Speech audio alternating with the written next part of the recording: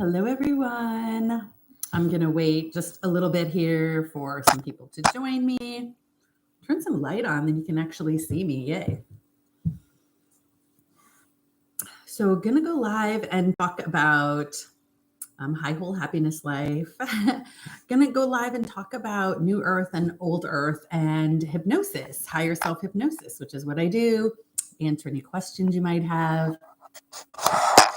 So let me see. I'm doing this on YouTube and TikTok. So if you have to miss it, if you miss it or you miss any parts of it, you can always catch it on my replay on YouTube. So welcome, everyone. Welcome. Hi there. Okay. I want to talk about New Earth and Old Earth. I have been having so many incredible hypnosis sessions lately. One of them I just sent to my video editor today. And the reason it has to go to the video editor is because the video editor has to put in like the intro, which is like the jingle that comes on before the video goes out, and the outro. Hi, Catherine. Thank you for the rose. You're the best. Okay. So yeah, excuse me. My hair is like full. I'm feeling good about myself. When I was 16, I used to go swimming at the pool every single day before class, just for fun.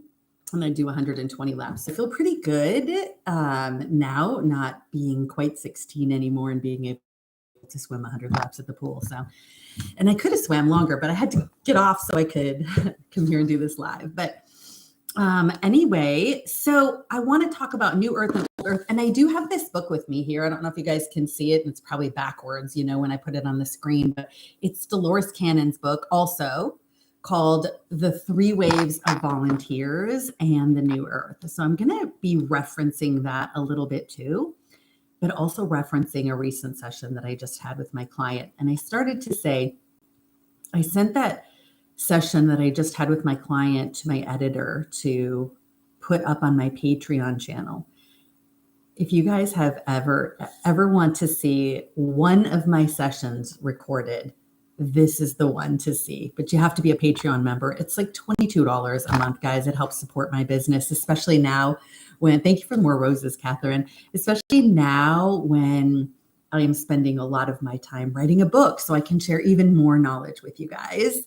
So I'm not doing as many sessions because I'm writing this book, and I'm past the halfway point, and I'm writing it with a co-author, and it is incredible and amazing. And my co-author is going under hypnosis, and I'm the one asking the questions. And without getting too much and giving too much away, oh my gosh, you guys are going to understand emotions like you've never understood or thought about emotions ever in your life. Like it's blowing me away, not because it's my work, it's because of what's coming out under hypnosis. So I am so excited.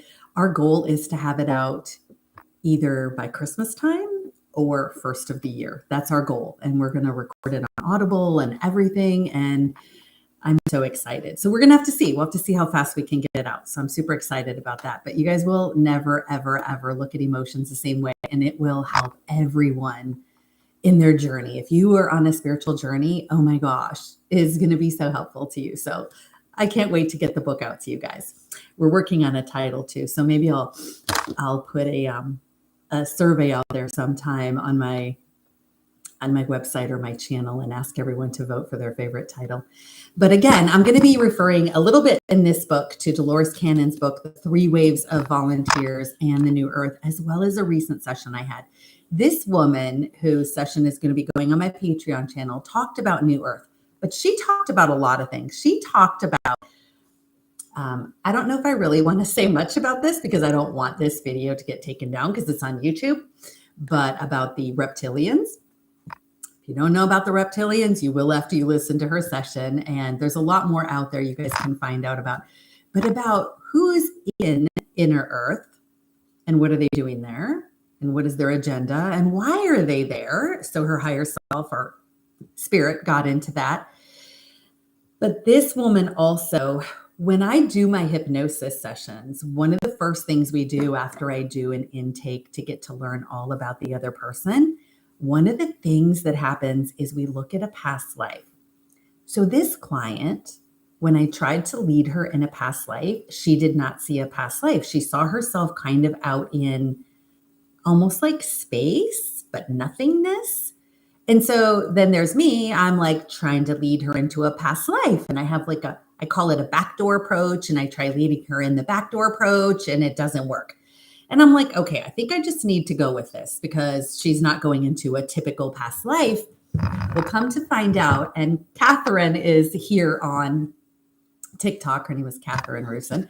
And she has seen this session because she's in my hypnosis mentoring program. And Catherine was blown away too. Right, Catherine? She's putting heart eyes. She was blown away because, okay, there is only creator. And if you think back to what in our human mind we would consider to be the beginning of time, so to speak, the beginning of everything, when there was only creator and the energy of the all that is, the energy of creator. When you think back to that time, we were all there. Like all of us were there because we are part of creator. There is nothing other than creator, the creator of all that is. So we were all there. We were all part of, I guess you would say, the Big Bang or whatever you want to call it, when creation other than creator was created, when all these other things were created. So this person who had this session described what that process was like to have creator create from the very, we'll say, beginning. And the way she describes it, like, wow, you can't make this stuff up. She had no idea it was going to go there.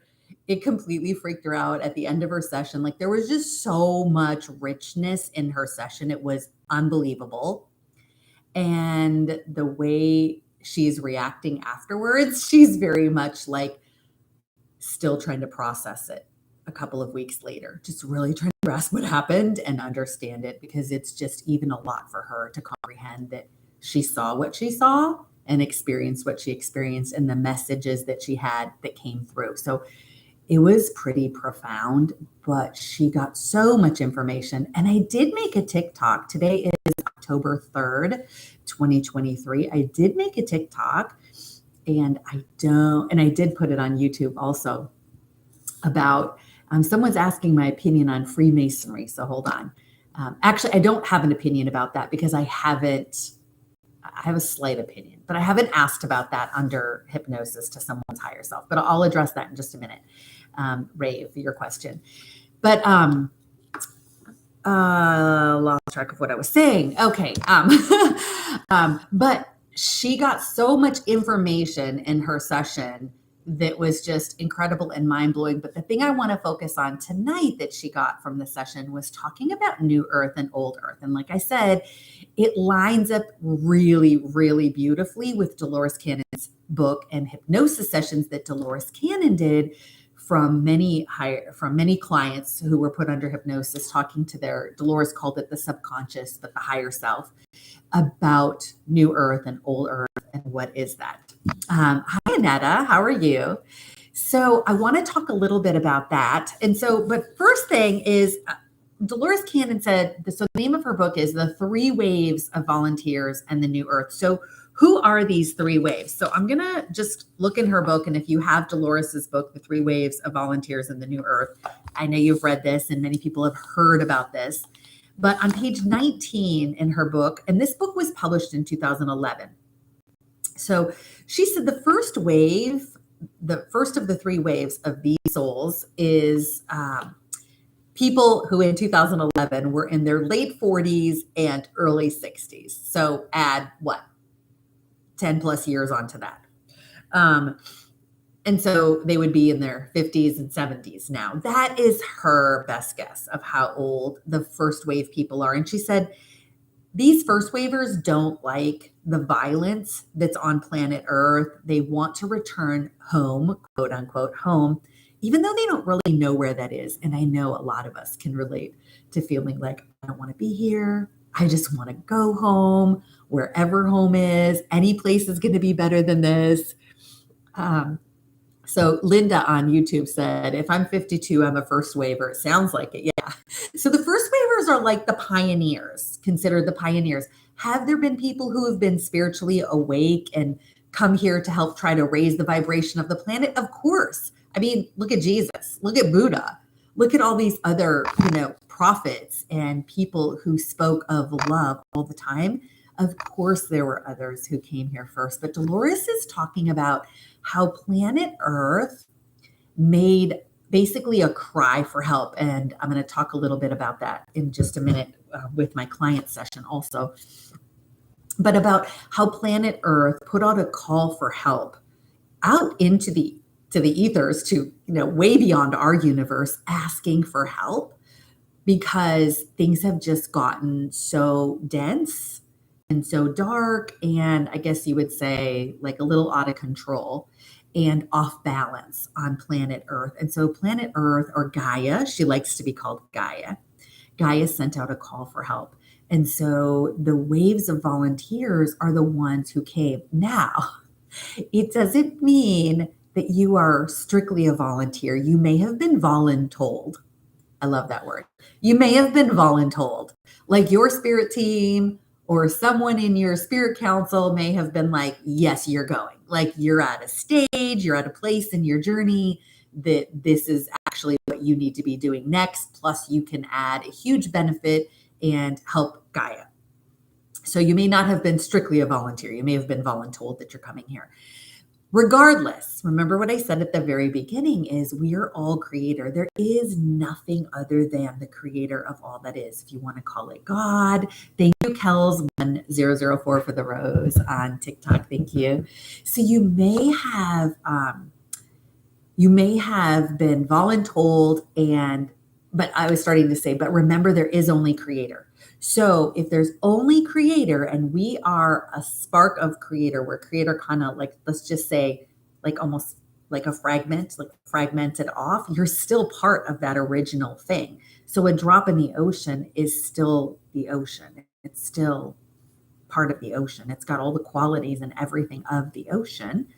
And so that's how we are with regard to creator. So if creator wants to have an experience down here as, let's say, Catherine down here on planet Earth in this physical realm, then creator will send the spark of its soul down there to experience life as Catherine or as Linda or someone else. And so creator wants to have unique experiences.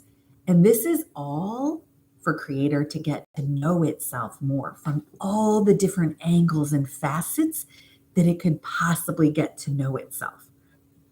If creator just sent itself down as two different people, it would only have two perspectives and two viewpoints. But if it sends down birds, dogs, cats, deer, raccoon, porcupine, like all the animals, trees, plants, rocks and minerals, people, all the different personalities of people, and all the decisions that a person could possibly make, I mean, there are infinite possibilities as to the experiences that creator is able to have, and in ways creator is able to get to know itself. So that's why creator did it. And so the first wave of volunteers that came and answered Gaia or Mother Earth's call, again, Dolores said, they just want to go home. They don't like the violence and the craziness and the darkness here on planet Earth. Second wave, Dolores Cannon says, in 2011, they were in their 20s and 30s. So I guess now they would be in their 30s and 40s. And so she calls those the second wave. Second wave, she describes as being people who are here, and just by their very presence, they raise the energetic vibration or the frequency of the planet just through their mere presence of being here. They don't even really particularly have to do anything. It's just them being here. And she also said that a lot of second wavers choose not to have children because they've come here for this specific reason to volunteer to help raise the vibration. And they know and have learned that the more karma you incur, you're going to be tethered to the karmic wheel. You can find yourself being tethered children. I'm actually seeing with a lot of these third waves, they're not having children either. Like I'm just taking, for example, 2 out of my 4 children don't want children. They're just like, nope, we don't want children. So it's interesting. It's interesting to see the third wave, which the third wave are the new children, many of whom are now in their teens, she said. So those would be the ones that are now in their 20s, in their teens and 20s. But then we also see what's called the indigo children, which are light workers, and the crystal children, which are the little ones coming in. And I heard something from a man, and I can't remember his last name. His first name is Wilson, incredible teacher. But he described indigo children, indigos, as the ones who come here to really break down structures, break down what's going on here, because the system as we know it has got to crumble. It has to crumble. It's not sustainable. The financial system, the educational system, all this stuff. And we all know all this is broken, and we're seeing it all crumble right before our eyes. And then he said, the crystal children are the ones here that will help rebuild it all. Rebuild it in a better and a higher frequency way. So I love that. I thought that was wonderful. So kind of pairing that along with what Dolores Cannon said. Supa said, animals are the reason we are alive. Animals are amazing.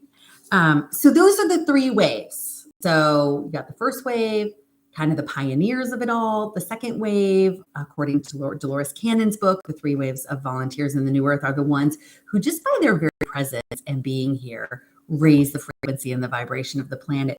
And then the third wave, she said they have come in with all the knowledge needed on an unconscious level. And she said the DNA of these new third wavers has already been altered, and they are prepared to proceed with little or no problems. So, oh, good. Animal in Me, that's the screen name on TikTok, said, yes, I'm definitely here to help design New Earth. I love that. That's awesome. So, yeah, we're here as volunteers to help raise the vibration of the planet. So if you feel like you're a volunteer and you're just like, yeah, not sure if I really wanted to come here and I volunteered, you may have been voluntold to be here. But again, if Creator wanted to come down and experience that aspect of Creator that is you in this particular time, space, dimension, it's not a violation of your free will. And you might want to check out my last live that I did for much more in-depth conversation about free will and violation of free will. But it's actually not a violation of your free will, because how could Creator violate its own free will? If Creator wants an aspect of itself to experience X, it's not a violation of its own free will, because that's what it wants. So it can't violate its own free will. Our ego may feel like, oh, I didn't want to come here. And we may be convinced that that's the case, but it's not. So anyway, if you want more explanation of that, check out the recording on YouTube of my last live, where I go into a lot more detail about that, because I had a higher self hypnosis session where my client really felt like her free will was violated and asked for her entire spirit council to be replaced because she felt like they violated her free will by sending her down here when she didn't want to. I feel like I'm awake, but I still don't know exactly what I'm supposed to be doing. So let me address that briefly, guys, because I know a lot of people spend a lot of time in their lives, I did, wondering what your purpose is. What am I here to do? What am I supposed to be doing? And it was confirmed in a hypnosis session that I had actually today, as I have really been learning from Higher Self and through different teachings and trainings that I listen to. We all come here with a mission. We absolutely, Creator endows or gives each fractal of itself a purpose or a mission when it incarnates into any planet, whether it's, another planet, a foreign planet, or it's here. We all have a mission that Creator wants to experience through that aspect of its soul. However, until you are in a place, thank you, Lubalisa, for the rose. Thank you so much. Until you are in a place that you are ready to have that purpose revealed to you and you're able to move forward with it, it feels like it's hidden. It can really feel like it's hidden. So if you're not living what you believe to be your purpose, it means there's more work for you to do to get to that point so that it can be revealed. So figuring out what it is. What work do I need to do to get where I need to be that I can uncover my purpose? And I'm going to take it one step further, even based on, again, a session I had today. The session I had today is with a woman who I am writing a book with. She is my co-author. And so she goes under hypnosis 3, 4, sometimes 5 times a week working on this book. And it's incredible. Can't wait to get it out again. It's about emotions. You will never look at emotions the same way again. It's amazing. But her, in her session, it was said by Spirit, when we are living authentically, so with no masks on, no covers, when we are living authentically, that is our purpose. And because we're not living authentically, we feel like we're missing something and there's a purpose there and we're just not tapped into it. But once you tap into and live as your authentic self, you will be in your purpose. So doing whatever your authentic self would do, acting that way, whatever kind of work or, career or business or whatever it is your authentic self would be doing, that is your purpose. So the purpose and the authenticity are completely tied together. Does that make sense? Oh yeah, Linda said on YouTube, amazing, you're co-writing. Yes, I am co-writing a book. So yeah, your daughter told you her purpose at 3. Wow. Yeah, my second son told me his purpose when he was 10 and a half.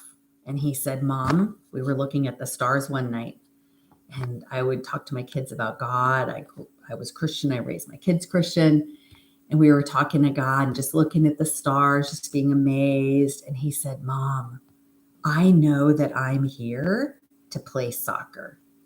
Like, that's my purpose. That's what he said to me. And I said, okay, then I'm going to do everything I can to make your dream come true.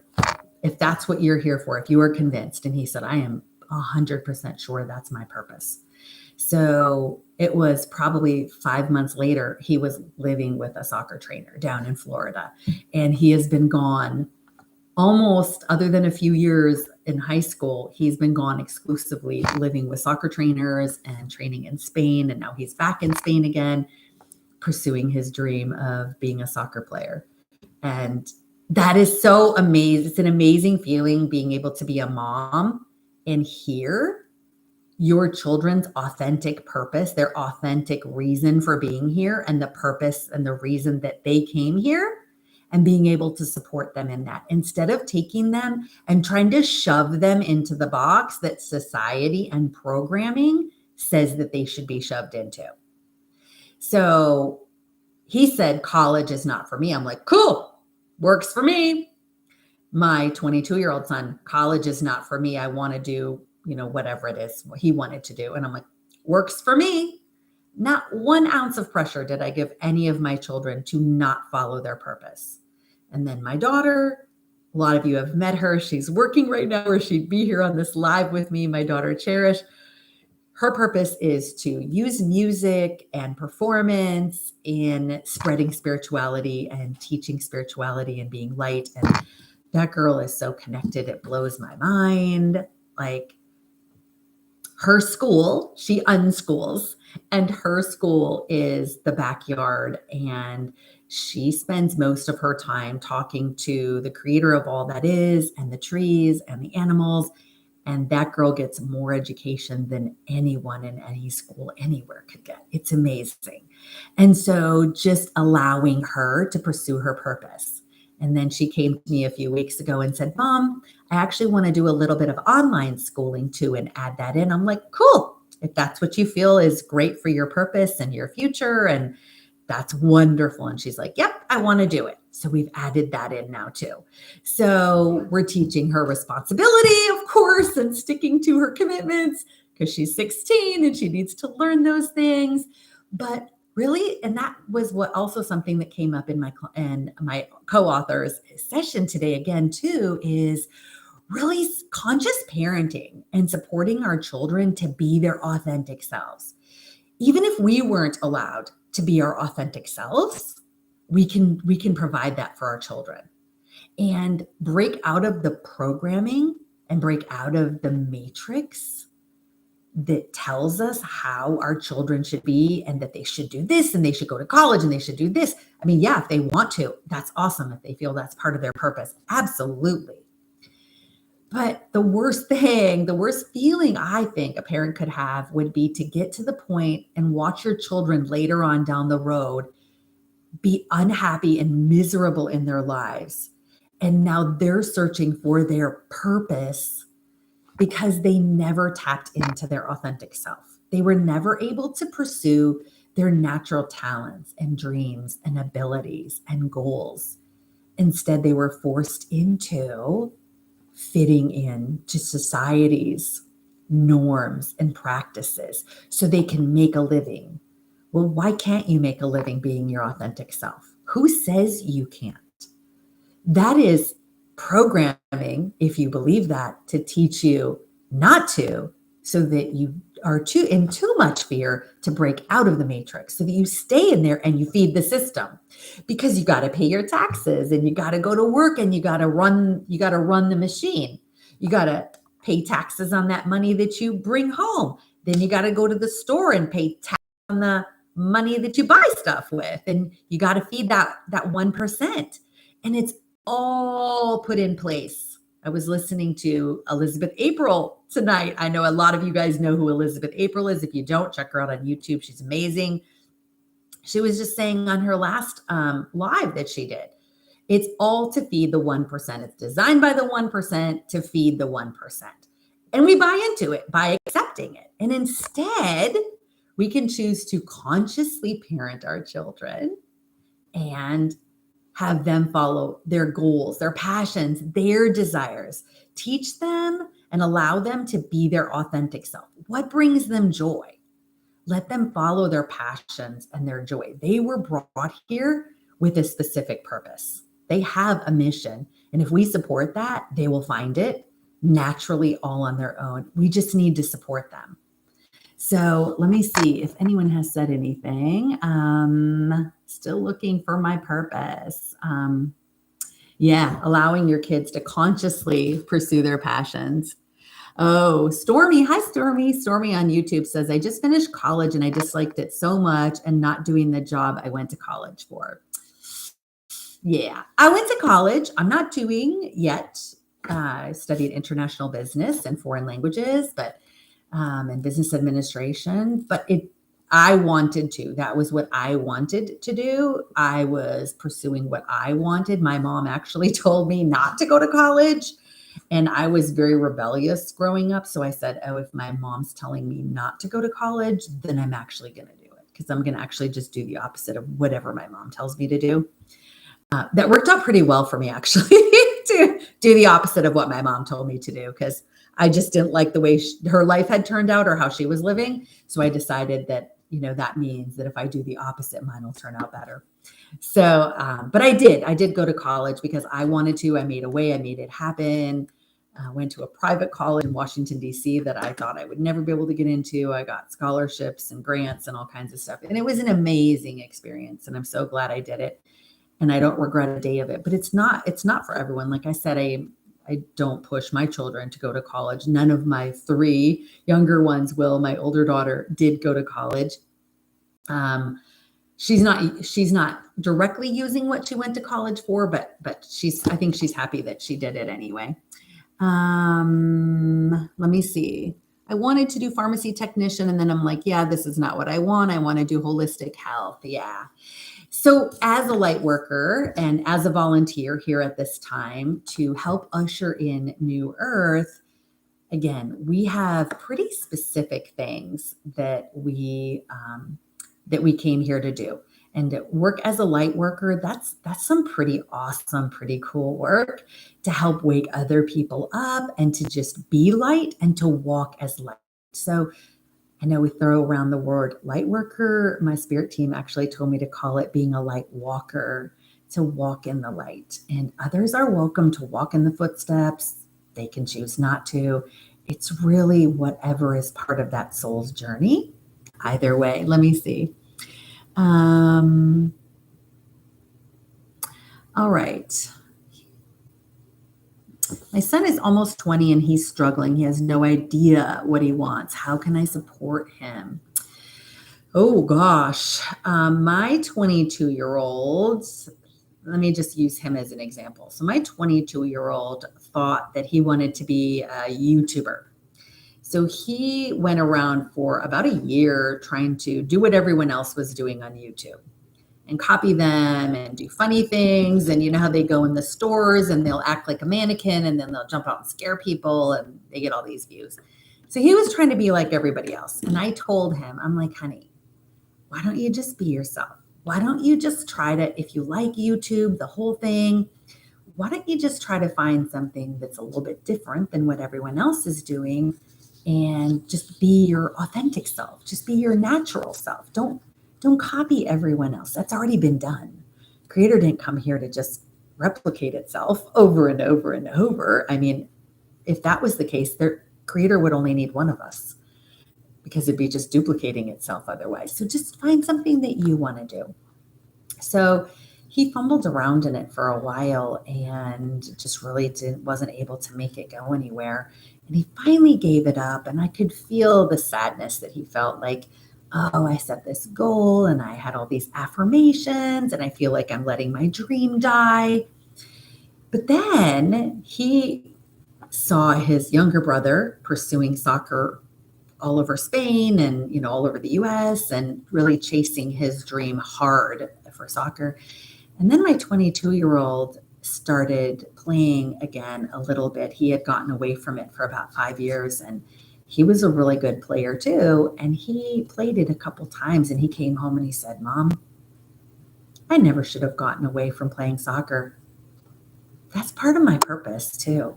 Like I really like that. That's my happy place. That's what brings me joy. I think I'm going to start pursuing that again. And I'm like, that's awesome. What can I do?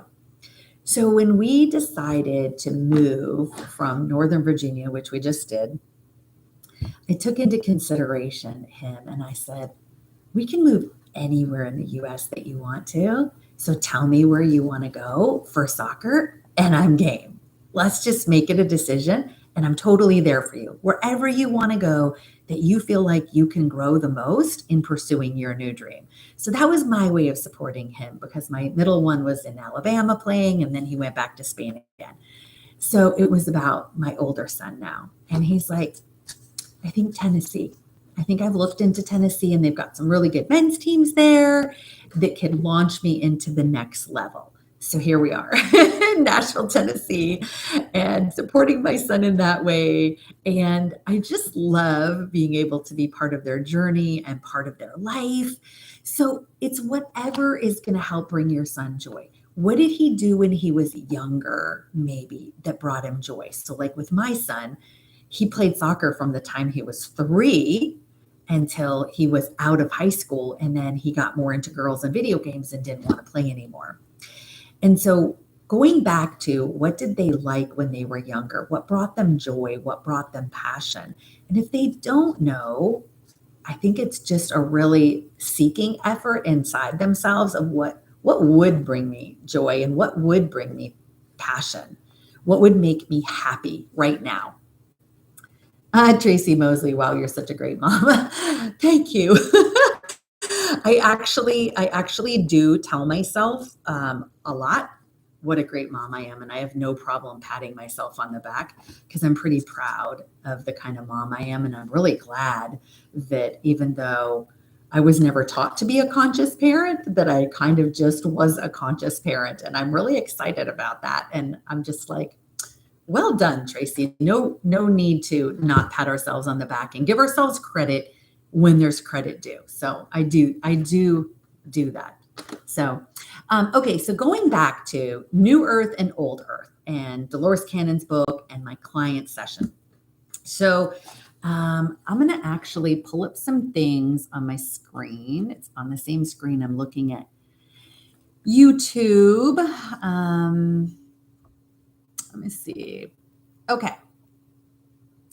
So Earth is going to be splitting at some point. It has not completely split yet. It has not completely split.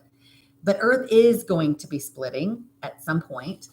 And so Dolores Cannon in her book, and it goes hand in hand literally with what was said in my client session just a couple weeks ago. I want to read, let me look. I have some things highlighted in Dolores's book. I want to share with you guys about New Earth and Old Earth. So in one of Dolores Cannon's clients' hypnosis session, her client's higher self said, rest assured that if you are awakened, you will move into the new earth. And if you have her book, this is on the very bottom of page 503, just FYI.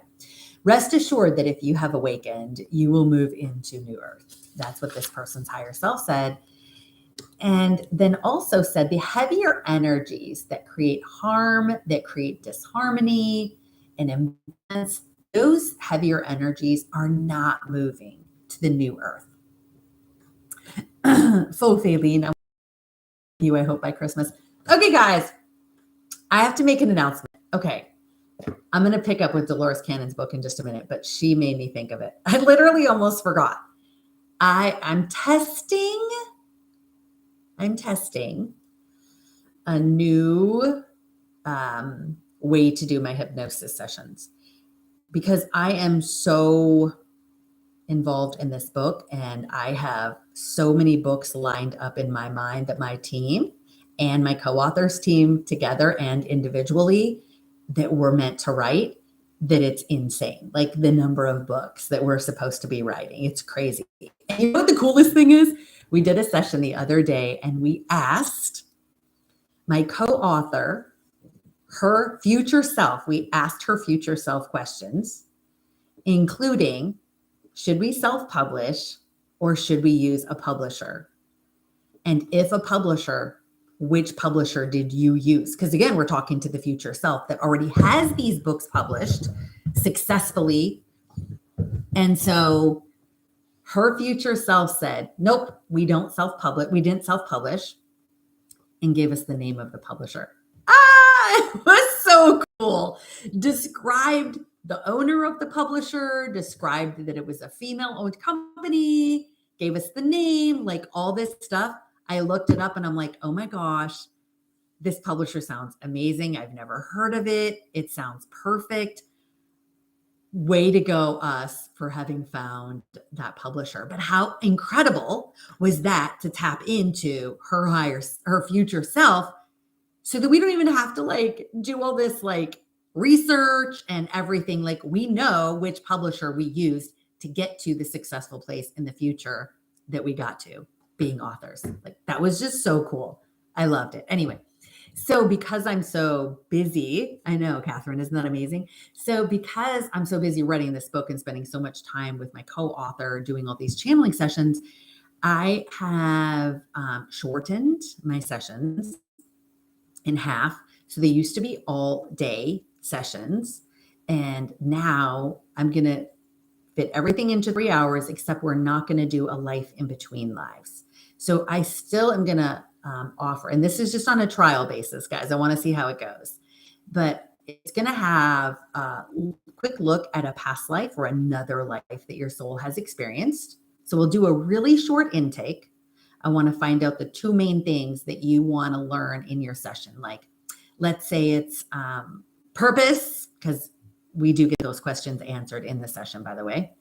Let's say you want to know your purpose and you're having issues in your marriage or issues with not loving yourself.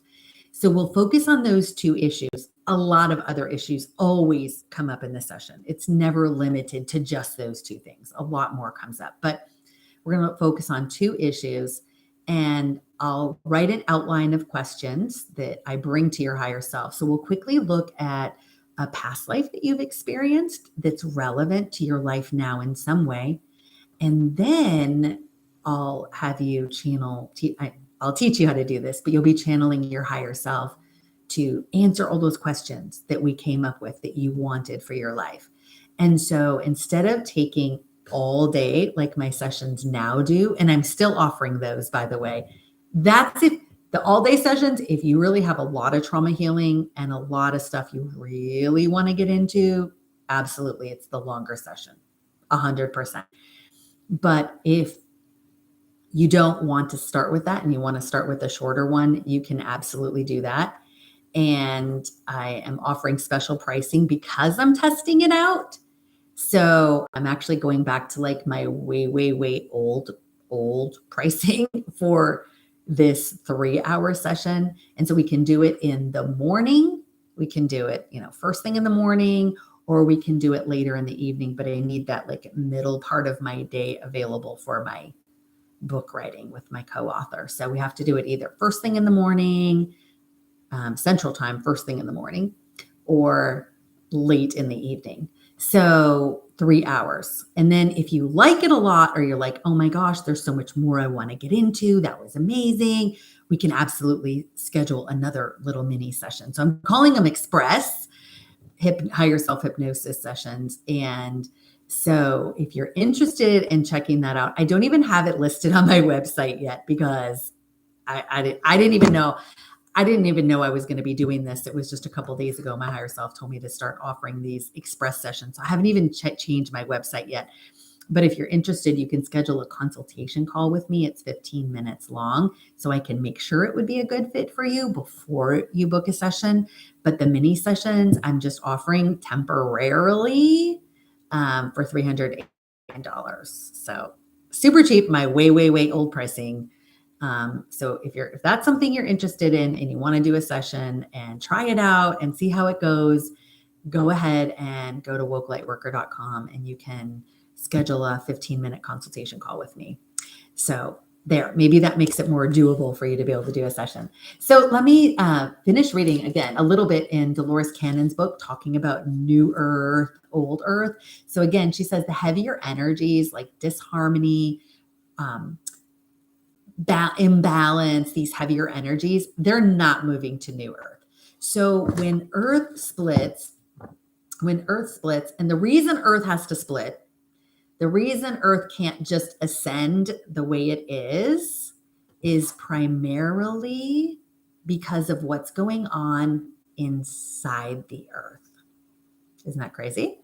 So it's primarily because of what is going on and who is living on inner earth.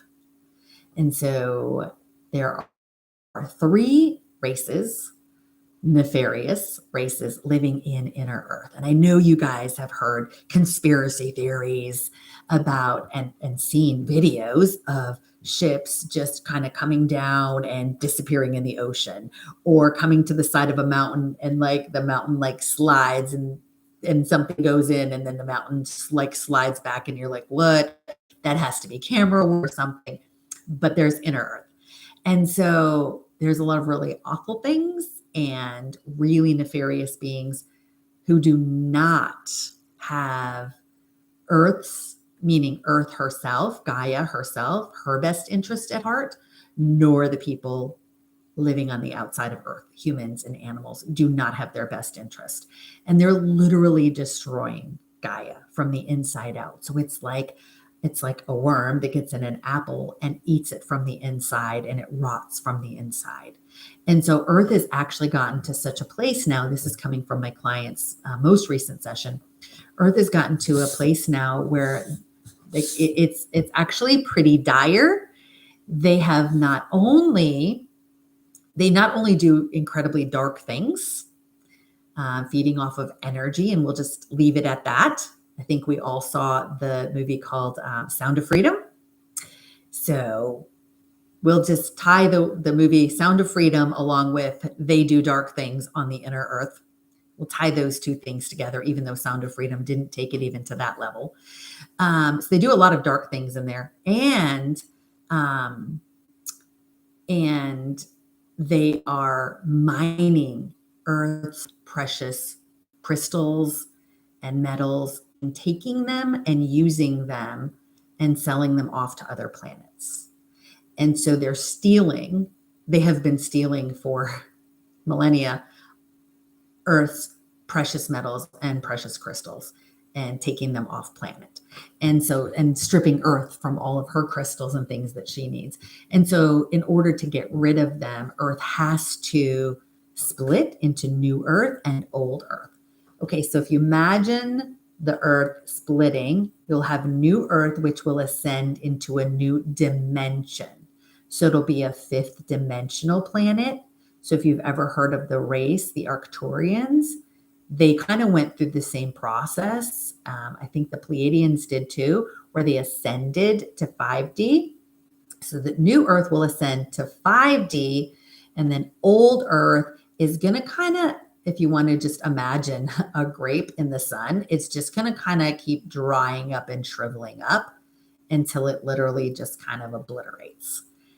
Now, you're probably asking, like, well, what happens to all the people that stay on old Earth? Or is everyone going to go to new Earth? So the answer from both Dolores Cannon's book, and she asked many people in hypnosis sessions the same questions, because Dolores was really concerned about, what about people being, on old Earth? Isn't everybody going to go? And the answer in my sessions and in Dolores's book is no, not everyone's going to go. And it's okay. It's okay. We all have choices we make every single day, including this, whether we want to stay on old Earth or new Earth. Okay, so there are people on this planet, and you can think of people in both categories when I say the two categories. The two categories, one is people who are service to self. So it's serving themselves and it's all about them. And then there are people on planet Earth who are service to others. And you can think of many people who are service to others, probably you, service to others. Okay. So Tracy, let me answer that question in just a moment. She's asking about taking our bodies to new Earth. Dolores actually addresses that in her book. So, and I actually didn't ask about the specific, if we take our bodies to new Earth. I didn't ask about that in my most recent session because I just really wasn't worried about it. But so the people who stay on old Earth, which includes all the inner Earth beings, the nefarious inner Earth beings, they're staying on old Earth. They can't ascend. They are 100% service to self. They can't ascend. They can't go to new Earth. So that's why Earth has to split, so that they stay with the lower frequency planet that will eventually self-destruct. And then a new Earth will rise to fifth dimension. And Gaia is on an ascension process herself. I mean, Gaia is a living consciousness. She's beautiful. She's conscious. So Dolores Cannon asking about, do we take our bodies to new Earth? Tracy on TikTok says, Bashar says no, but other people have said yes. In Dolores Cannon's book, the Higher Self of different clients that she did, they pretty much all said it really just depends on the person. Some people will, some people won't. I don't know that we really need to worry about it. I mean, who cares? If we don't take our body with us, I don't really care, because that's just a costume anyway. It doesn't matter. It doesn't really matter if we take our body with us, because the real us is eternal, and wherever we go, that's where we are. So she said, and this is on page 505 of Dolores's book, she said that those that resonate with the old energy will stay with the old energy. In other words, they're going to stay with old Earth, and they can pull themselves free at any moment that they choose to be free of it, but they have to be willing. So again, it's a free will choice. If you want to go on old Earth, or if you want to go with new Earth or stay on old Earth. Let me see. if I've been having dreams of bad things like missing kids, war, food shortages, etc., does that mean I don't get to go to New Earth? No, I wouldn't say that at all. I wouldn't say that just because you're having dreams of that stuff. Just always try. This is my advice. Just always try to keep your frequency as high as possible, because it's about frequency. Everything is about frequency. So if you're resonating with the old frequency, then then that's what you're going to get. So you want to resonate with the higher frequency energy. Okay, so let me look, and then I'm going to read a little bit from my client session. So, and this is from Dolores's book. She said, you keep choosing, and when you choose light, you go that way. You keep moving in that direction. If you choose heavy thoughts and heavy emotions, you choose those things and you move in that direction. So there's quite a while that you keep moving back and forth. It's to show you that you do have choices when you're here. So, and that's why I'm so excited about my book that I'm writing that's going to come out. It's about literally looking at emotions in a totally brand new way to help you overcome the heaviness of emotions, to just completely look at them in a whole new way and be able to really use them to majorly step up your spiritual journey.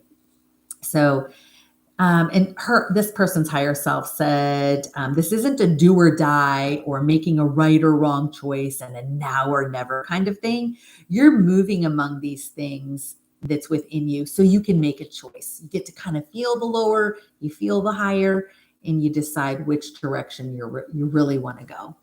Ramona said, congratulations on your book. I can't wait to read it. I know, I can't wait till it's done. I'm so excited. Let me see. So as you choose, you start thinking, I like the feeling of it better over here. So you like the feeling of the lighter energy better. And so then you start making more choices that move you more in that direction. And you just kind of keep testing it out. This is reading from Dolores's book. You may take 2 steps one way, and then you go back and think, ooh, I don't like the feeling of this. Let's go this way. And that's why it's gradual, she says. And you start realizing how much control you really do have. We have so much control over our thoughts. Everything is thought and intention. We have so much control. It's all about your reality, and it's whatever you want to create. And not everyone wants in their journey at this time in their life, not everyone wants to create a higher level experience. Not everyone wants to create that.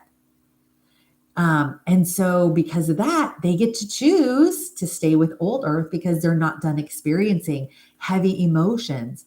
You learn a lot through experiencing darkness and heaviness and those types of things. Don't ever think that you don't learn a lot. You learn a ton through experiencing it. Sometimes you learn you don't want that, but you learn a ton. So, she says in this session, the whole idea is we have to get people to expand just a little bit. Of course, we never force our opinion on anyone because it's not our journey. We can only help people that want to have the knowledge or want to go in that direction. And we have to learn how to not be attached to anyone else's journey. Because when we're attached, that's when it's like anchoring yourself to something or someone. And when they don't move in the direction you want, it pulls you and it can pull you down. So you don't want to attach yourself to the decisions that anyone else makes for their life or for their journey. And you just focus on you and your journey, even if it's your children, meaning adult children. Like, you don't want to have yourself be attached to the decisions they make because it's their journey. And when we attach and try to force our view and our way on other people's lives, on other people's journeys, we can actually create karma for ourselves because we're getting involved in someone else's journey when it's not our business. It's not our journey. Let me see. So my client, I'm going to read from my computer. My client, her ex-husband, She wanted to know about him, and he's an ex-husband for a reason. So let's just leave it at that. He's an ex-husband for a reason. And again, her whole session is hopefully within a week or week and a half or so. I gave it to my editor today. Will be on my Patreon channel. Probably one of the most incredible sessions you will ever hear, beyond a doubt. So be sure to check that out, patreon.com/woke lightworker. But so she wanted to ask she was told that her ex-husband is not ascending. Unless something radically changed with him, he's not going to be ascending. So I asked, with her ex-husband not ascending, or anyone else who doesn't ascend, is it going to look like he dies? Or is it just going to appear like he just disappears? What is going to happen? And she was told in her hypnosis session, for some of them, it looks like they die. Some don't stay in touch anymore. Let's say he gets married and loses interest in the kids he has with her, and they don't talk anymore, and he just kind of disappears. For some people, they get sick. The vibration is too strong. So they might have a heart attack. They might get cancer. They just get sick and they pass from Earth completely. For those who disappear, not the ones who die, but the ones who disappear, they don't die. They grow old on the old Earth. But they have to be careful. It's going to be a lot of misery. So again, I say that, and then I immediately follow it up by saying, don't be attached to what happens to anyone else who stays on old Earth. It is 100% their choice. And to think that they're not learning huge lessons through the experience of staying on old Earth would be very naive of us to say. I had a hypnosis session once where my client went to a planet that was way darker and way denser than planet Earth.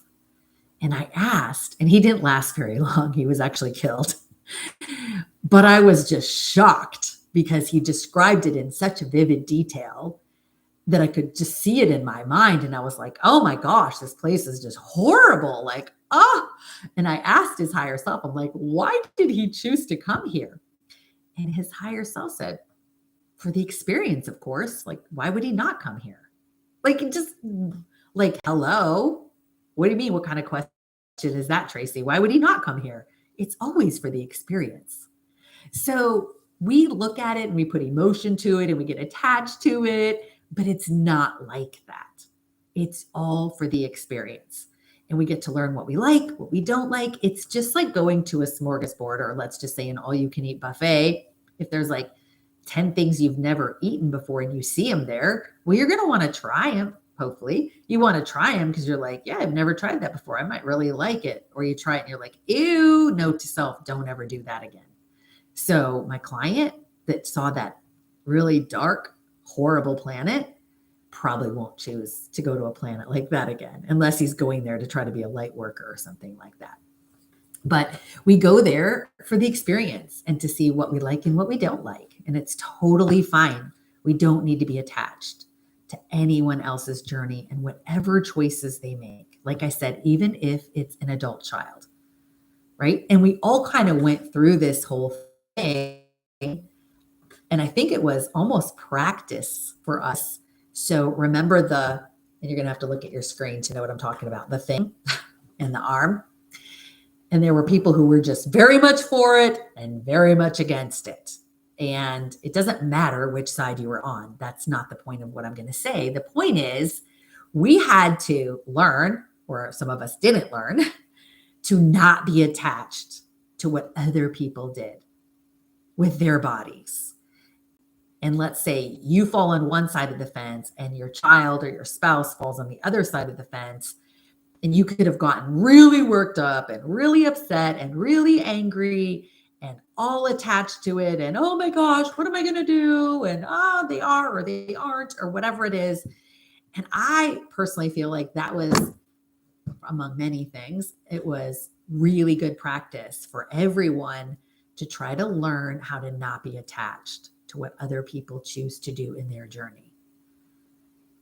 Because if it's not your body, it's not your problem. If it's not your journey, it's not your problem.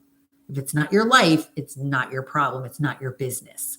And I know I've shared this before, but my spirit team taught me a few years ago the initials NMP, and it stands for not my problem. And they told me, Tracy, you need to focus on stuff that's your problem.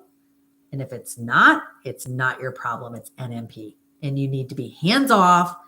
And then they started putting other initials, like they would say NMJ, not my journey. NMB, it's not my business. If it's not my journey, it's not my business. And I need to just get my nose out of it. So that was my message from my team. Okay, so then I said, so her spirit told her it's a lot of misery. They have to be careful. So then I said, who has to be careful? And the answer was the ones who stay with the old earth. They will live in fear, watching the news, seeing wars and disasters, pain and sickness. I said, so going back briefly to the New Earth talk, because her and I had talked about New Earth previously, wars and disasters will continue on old Earth, but New Earth, there will be peace. Is that what you're saying?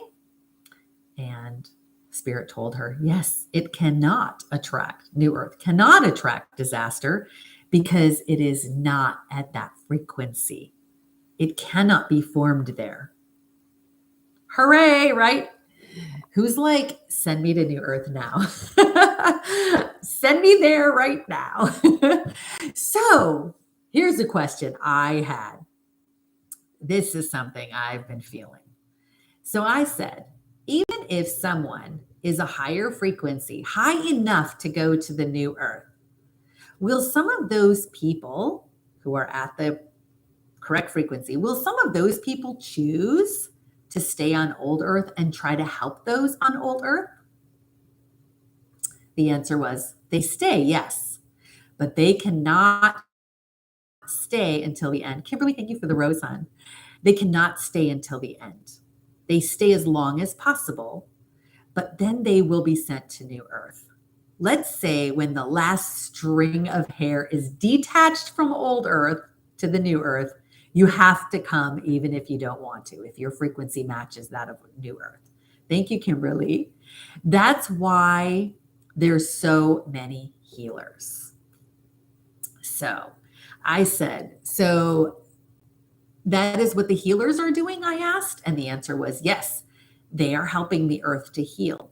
But there will be a need for people as well to make it a little easier when they're freaking out, to help them remain a little bit more calm. I said, so these healers who are choosing to stay on the old earth a little bit longer to help others, is it because they want to show them the way and help them choose the new earth?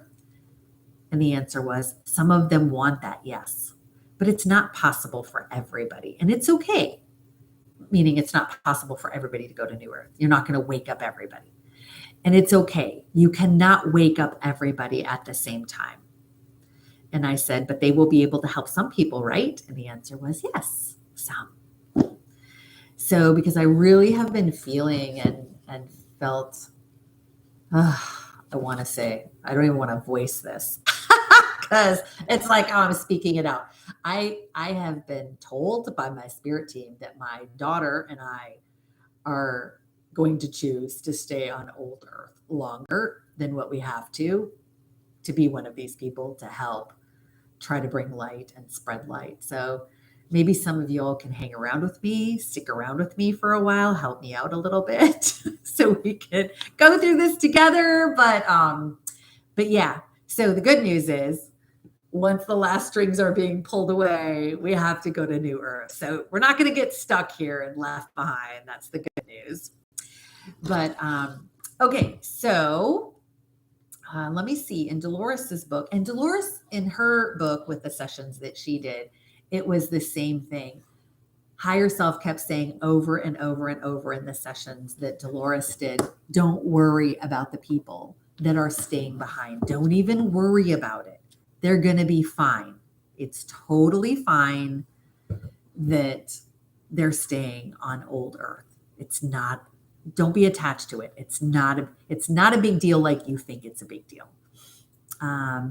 Why would you choose that knowing? Heather said, why would you choose? Can you elaborate? Why would you choose that knowing? I'm not sure what knowing you mean. Maybe you can elaborate. Are we the ones left behind? Said Tracy. I have been told that some people have already gone to New Earth because they're existing now side by side. From what I've been understanding in my sessions, they're actually like side by side existing. And some people have already transitioned to New Earth, and you can still see each other, but it's almost like you're looking through glass bubbles and you don't really interact much. But to say, oh, you're on old Earth or you're on New Earth, I would never want to make that judgment call. I would not, like, that's not my place. To say that one person is going or isn't going, or, oh, you're already there. In my hypnosis sessions, some of my clients have been told you have already ascended. Like the woman whose session I'm putting up on my Patreon channel, who had such an incredible session a couple of weeks ago, her higher self, without even asking, told her that she has already ascended to New Earth, to 5D. So that's pretty cool. So we're multidimensional. So we're just talking about the consciousness here that's in this body right here, listening to my voice. So the other multidimensional aspects of you, they're off doing all kinds of other things and having all kinds of other experiences. So when we talk about if you're going to be going to New Earth or staying on old Earth, we're just talking about that consciousness that's you right here, right now. Just that little piece of you. I hope that helps. Let me see. Okay, so let me see what else Dolores said. Dolores in her book, in a hypnosis session, literally just said what I just said. She said, there's going to be two Earths, but they're not going to be aware of us. Meaning the ones on old Earth, they won't be aware of us. And then this person's higher self said, God help them. God help them. It's going to be so terrible for them. Because when you don't have the high frequency on the planet, and Mother Earth has basically like removed her support from you, and the old Earth has to die off, there's going to be a lot of things that happen, right? That are not going to be positive. So it's part of the process. But again, not being attached to it.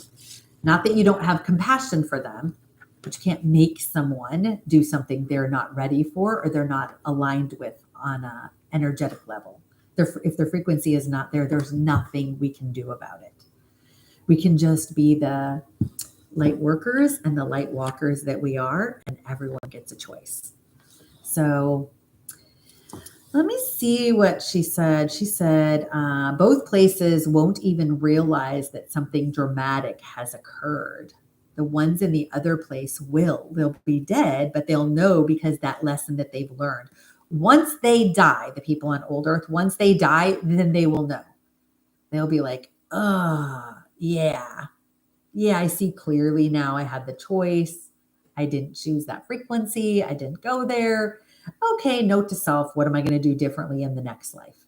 In that stage where they're planning their next life, they'll be looking at it like, okay, what can I do differently next time? What am I going to do differently next time? And if you guys are just jumping on at all, I think I messed up on my email and made an announcement that my live started just a little bit ago, but I actually have been on here for an hour now, hour and 15 minutes. So if you missed any of this, you guys, I apologize. I just moved to a new time zone and I'm still, I think in my system, it's still messed up. But if you missed any of this, you can watch the live replay on my YouTube channel under the name Woke Lightworker if you've missed any of this talk about New Earth and Old Earth. So I apologize again. I think I really messed up that email. Okay. Let me see. What else did Dolores say? Do you guys got any questions about New Earth and Old Earth? Oh, Dolores said, I was told that some people would be left behind, and I thought that sounded cruel. That's what Dolores said. And she asked many people's higher selves, are you sure that's what's going to happen? It just sounds so mean. It sounds so cruel. And every single person's higher self in this book answered the same way, basically said, no, it's not cruel, because each soul is given the choice. And if they are not moving and evolving, it's because they are choosing not to.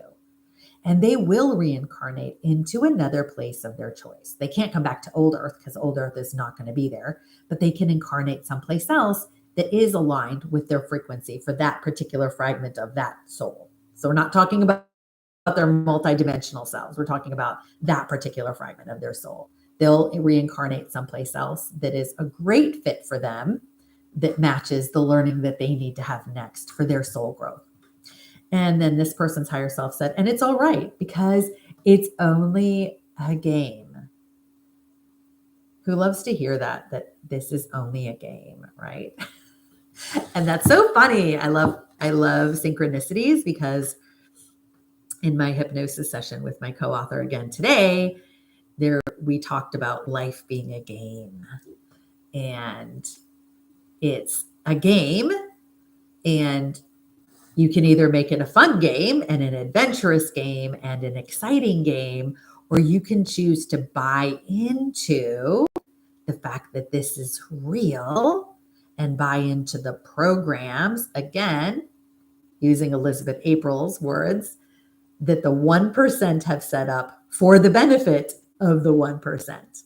And then you find yourself stressed out and miserable because you're not living your authentic self. And if you're not living your authentic self, like I said earlier, you are not in your purpose, because your purpose is found in being your authentic self. How can you be in a high frequency if you're missing your loved one who didn't go with you? Oh, I know this was addressed in Dolores's book. I remember reading that. I'm trying to think of what she said. I think it was just having the energy of non-attachment. That is a lesson for all of us. I made a TikTok about that like 2 summers ago. That a big lesson, there's lots of big lessons for us here on this planet, but one of the big lessons is learning to love with non-attachment. So I use the analogy of birds flying in the sky. And you have birds, and sometimes you see a bird flying alone. You might see a couple birds flying together. You might have a whole flock of birds flying together. And you see them and they just fly and fly and fly together. And then all of a sudden, one of them will just veer off and that bird's gone. But the bird who was flying next to it isn't like, oh my gosh, where did they go? It was so amazing flying with them. Oh, I'm heartbroken that they're not here anymore. That was my brother bird. And I'm so sad that they're not here now. What am I going to do? Of course, you know, of course that doesn't happen. Birds are actually teachers to us, by the way. They don't have any karma or anything like that. So birds are actually teachers, as is all of nature. But look to the birds. They're not sitting there dying and depressed because so-and-so didn't choose to fly next. They've all got their own individual journey. And like teacher Marianne Williamson says, she was one of the first people she was my first spiritual teacher that I ever found. People come into our life for a reason, a season, or a lifetime. And don't be sad if it's just a season. It's okay. They weren't a lifetime person. And you, the human, we resist change. We resist change. We want things to always stay the same. And it's our resistance to change and our inability and unwillingness and our stubbornness, I'll say that word, our stubbornness to not want things to change that causes us suffering.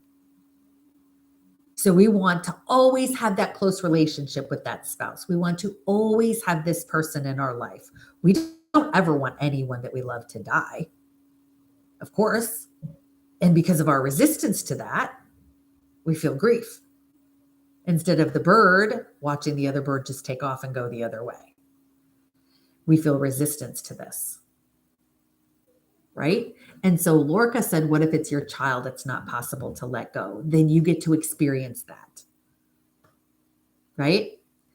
If your belief is it's my child, I cannot let go, I will not be sad if they make choices that I don't like, then you get to experience the emotions that come with that. And it's an experience. But if you choose to love with non-attachment, you get that experience too. So there's no right and there's no wrong. I'm just telling you from a higher perspective, the choices that you can make and the mindset that you can have to not have as much pain and suffering. Because pain and suffering comes from our attachments. It comes from several things, but it comes from our attachments. It comes from the stories we tell ourselves, like, I can't let go, it's my child. That's the story you're telling yourself. And then, so that's what you get to experience. And and it comes from a belief in lack, and it comes from a belief in separation. Those are the main things that cause us pain and suffering in our lives. So it's like, imagine, Catherine, thank you. She said I needed to hear this today. Imagine if your child commits this heinous crime and goes to prison for it. And you still love that child. And you can either choose to feel sad and devastated that your child did this, or you can be totally accepting and loving of that child and love them and be there for them unconditionally as much as you can.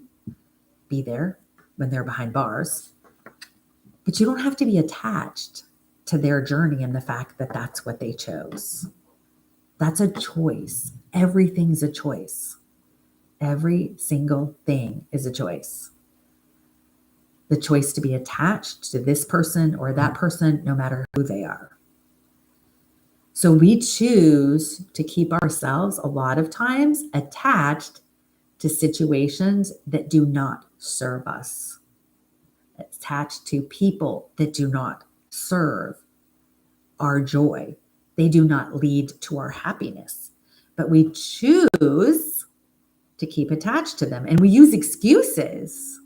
So we'll use the excuse, but it's my mom, but it's my dad, but it's my brother, and he doesn't have anyone else. And we make all these excuses for the choices that we make. I don't know, I guess we think it's going to make us less culpable. I'm not sure. Teresa, thank you for the rose on TikTok. Maybe it's to make us feel less responsible, but we still made the choice. So let me see what people are saying on YouTube. Kind of dealing with that with a friend. Her mom and I warned her, the more she thinks negatively, the more she attracts it. Now it's to the point I can't help anymore. I feel sad. I can't. But it's her journey. Yes, it is her journey. The excuse part hit hard, but deep down, I knew she was draining me. Oh my gosh. You guys, I love synchronicities again. This is stuff that came up in my hypnosis session today with my co-author, is talking about letting people and situations go in our lives that don't bring us joy, no matter who they are. No matter who they are. But if you don't let them go, that's a choice too. And you are absolutely free will. We have free will. We can absolutely hold on to them as much as we want. We can hold on to toxic all day long if we want. It's just an experience. It's okay. Remember, life is a game. That comes up all the time. That's what was said in Dolores Cannon's book. That came up in my session today. Life is a game.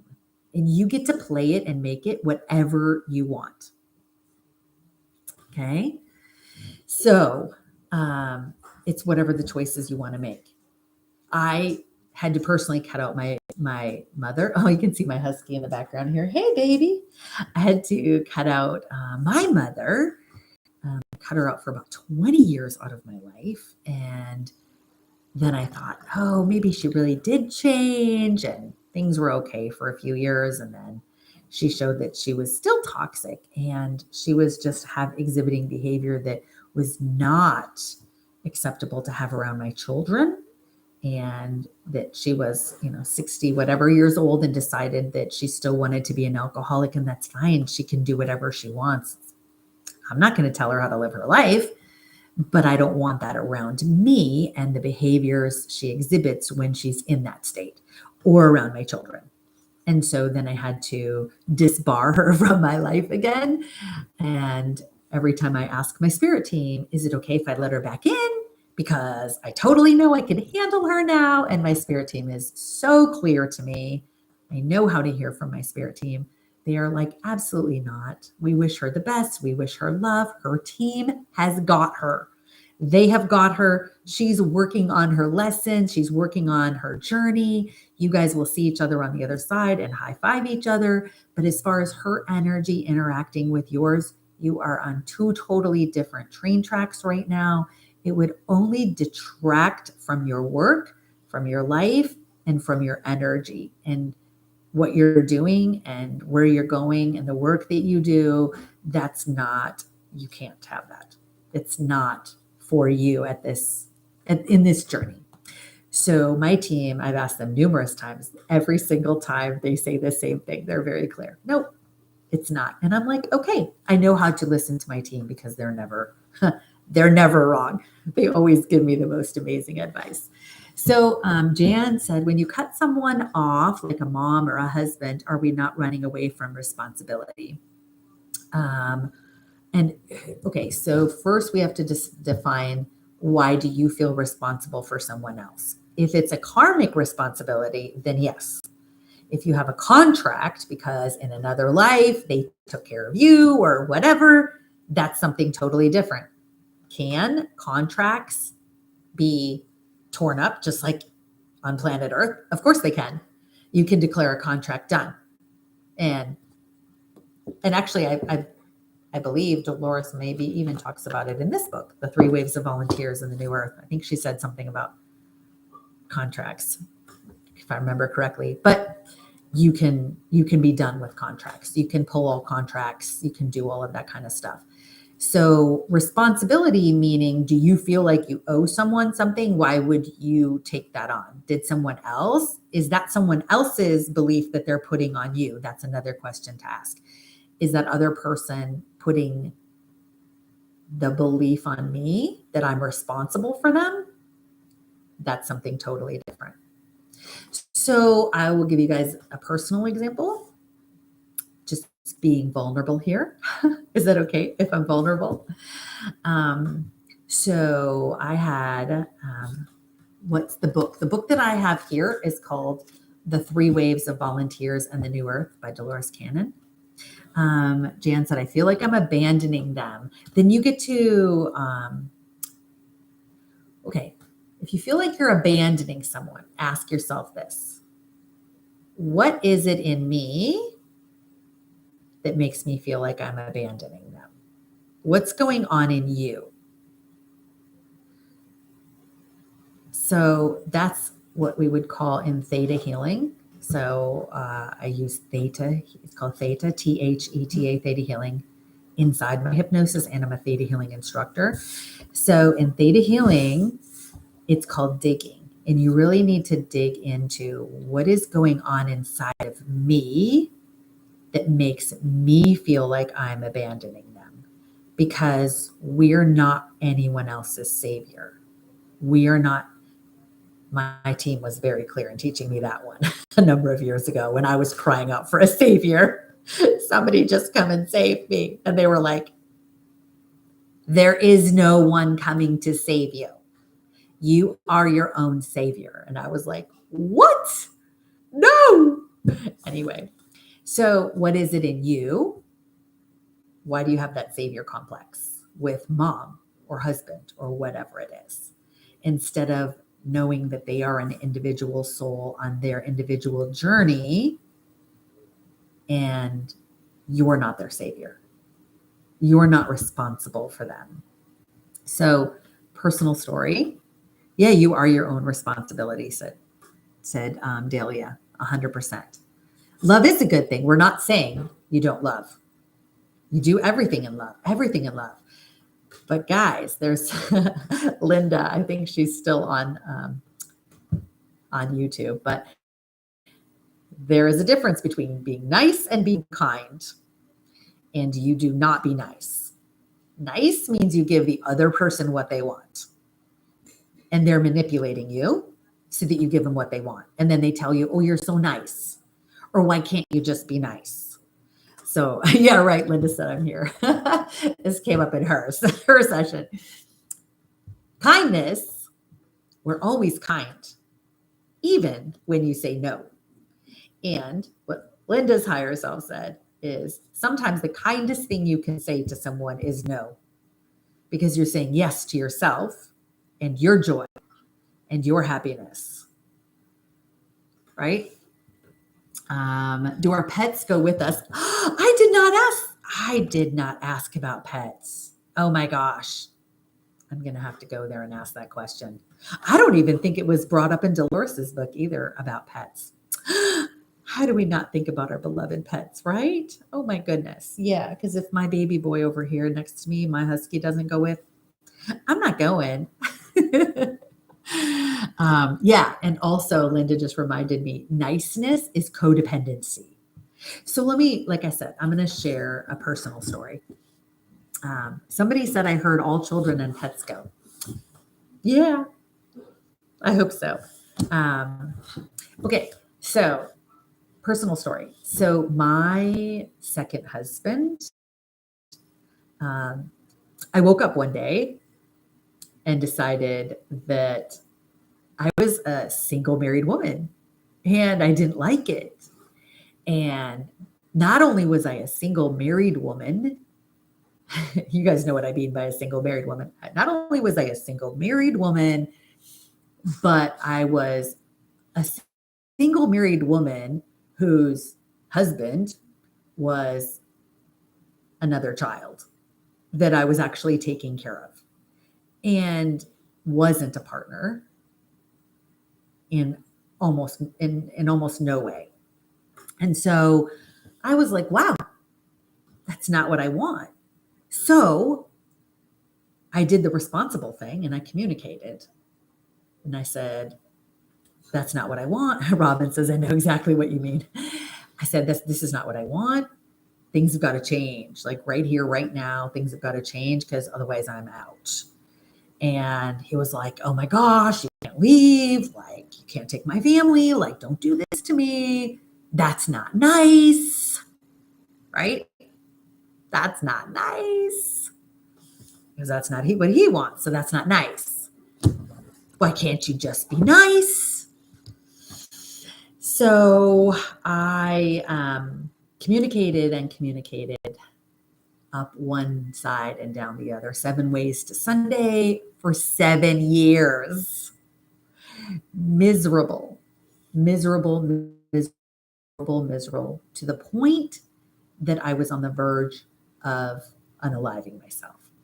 And I mean, I had a plan. I had everything set. I had a date. I had a plan. I knew where I was going to do it, how I was going to do it, like everything. I knew. I was so miserable. I felt completely 100% trapped because he was refusing to let me go. And I allowed myself with my choices to stay stuck. And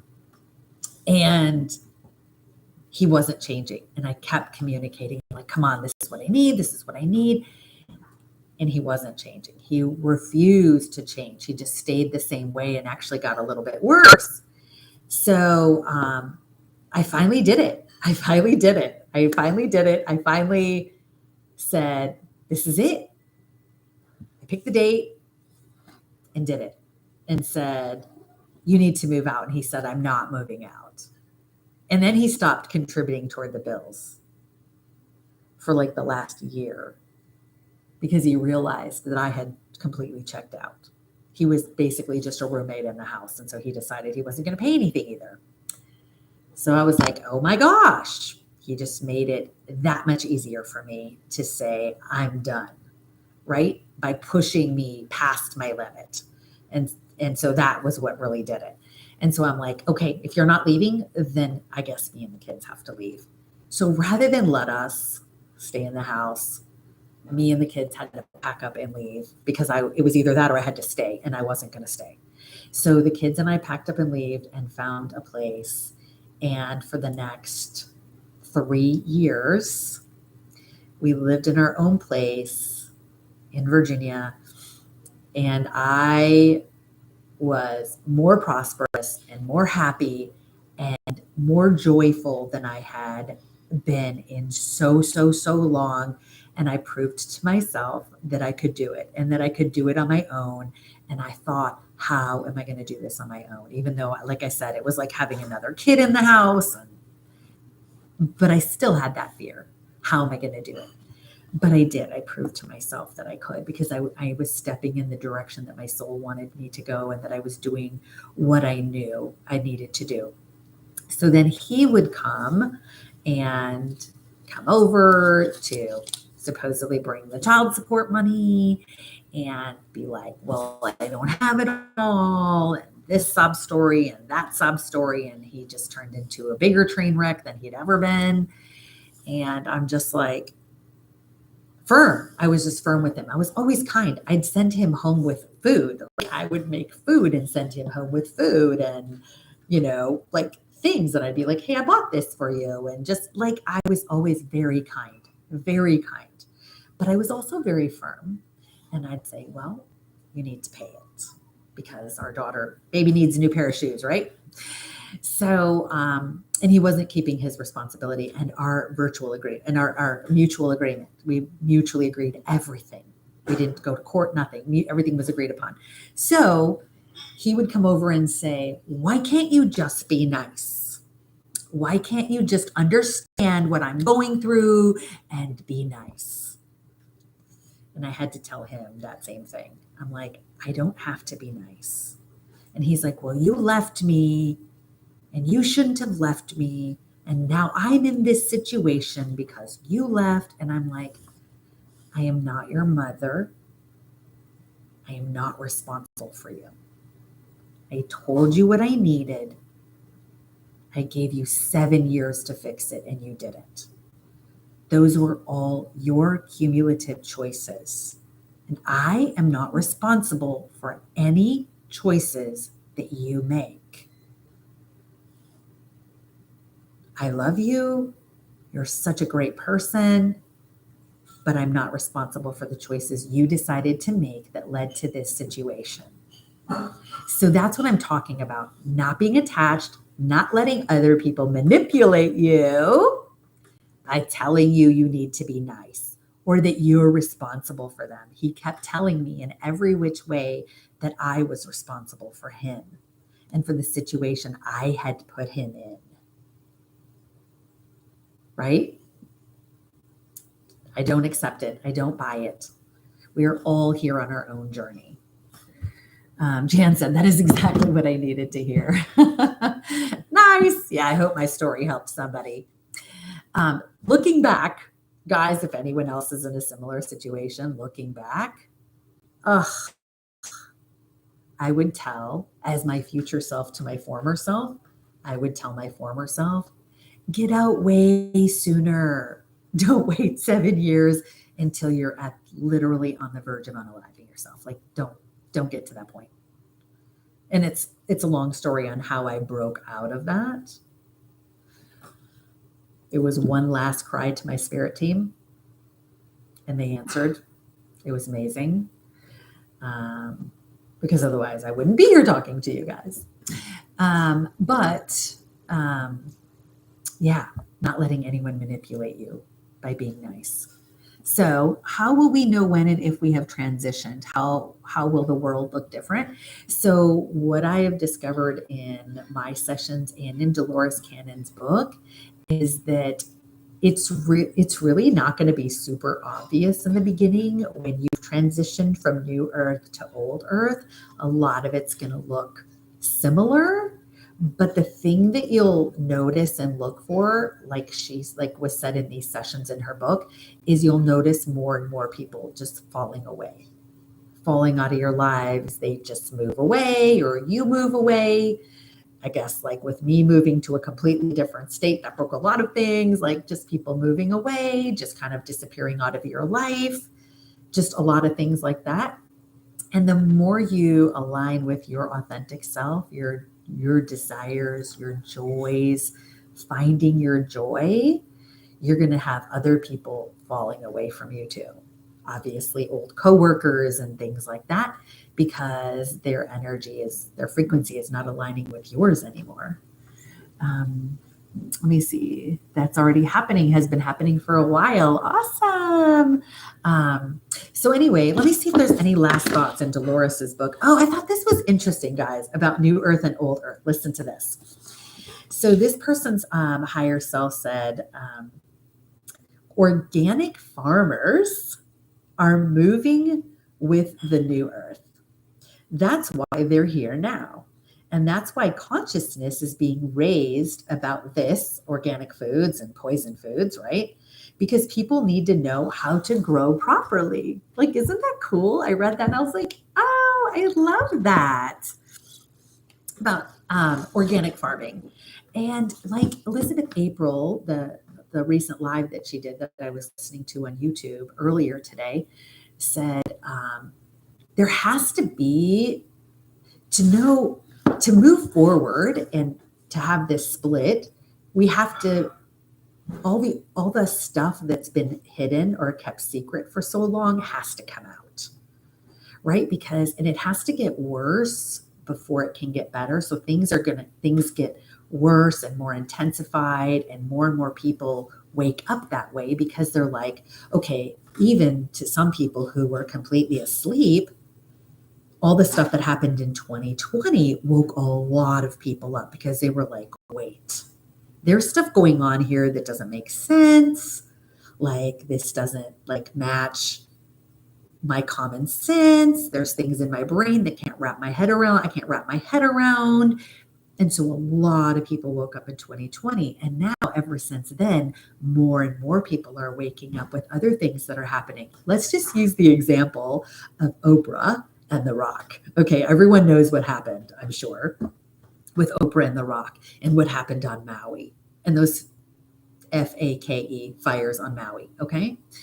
I'm going to spell certain things so YouTube doesn't take my video down. So Oprah and The Rock went on asking everyday people to donate money to help the people of Maui. And they were slaughtered on TikTok. They were slaughtered on social media for asking, when they have millions and millions and millions, and maybe even in the billions of dollars between the two of them, and could have done so much to help the people of Maui, yet Oprah's place didn't get touched by the fire with her blue roof, right? And so people are seeing now, and then now I hear people even going back and questioning Oprah and going, yeah, and what about that girls' home she made over in Africa all those years ago? And people are questioning about that. Like, isn't that convenient that it was a girls' home over in Africa, and in Maui, how 2,000 children just disappeared? Yeah, there's some stuff going on. And then you have the movie like Sound of Freedom. If you guys haven't seen that, you have to watch it.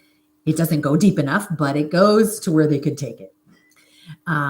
But all of these things, and seeing these things, and the fires, and all the massive fires, I mean, going up from Oregon all the way down the coast, and then chemical fires that were supposedly forest fires coming from all these places, and just people waking up going, yeah, a lot of this stuff is not making sense. It's not what it is. It's not what it looks like. The movie is called The Sound of Freedom. And so people are waking up. And so people have to wake up. Things have to get bad in order for some people to wake up. They can't just wake up because things don't make sense on their own. They have to get bad for some people to wake up.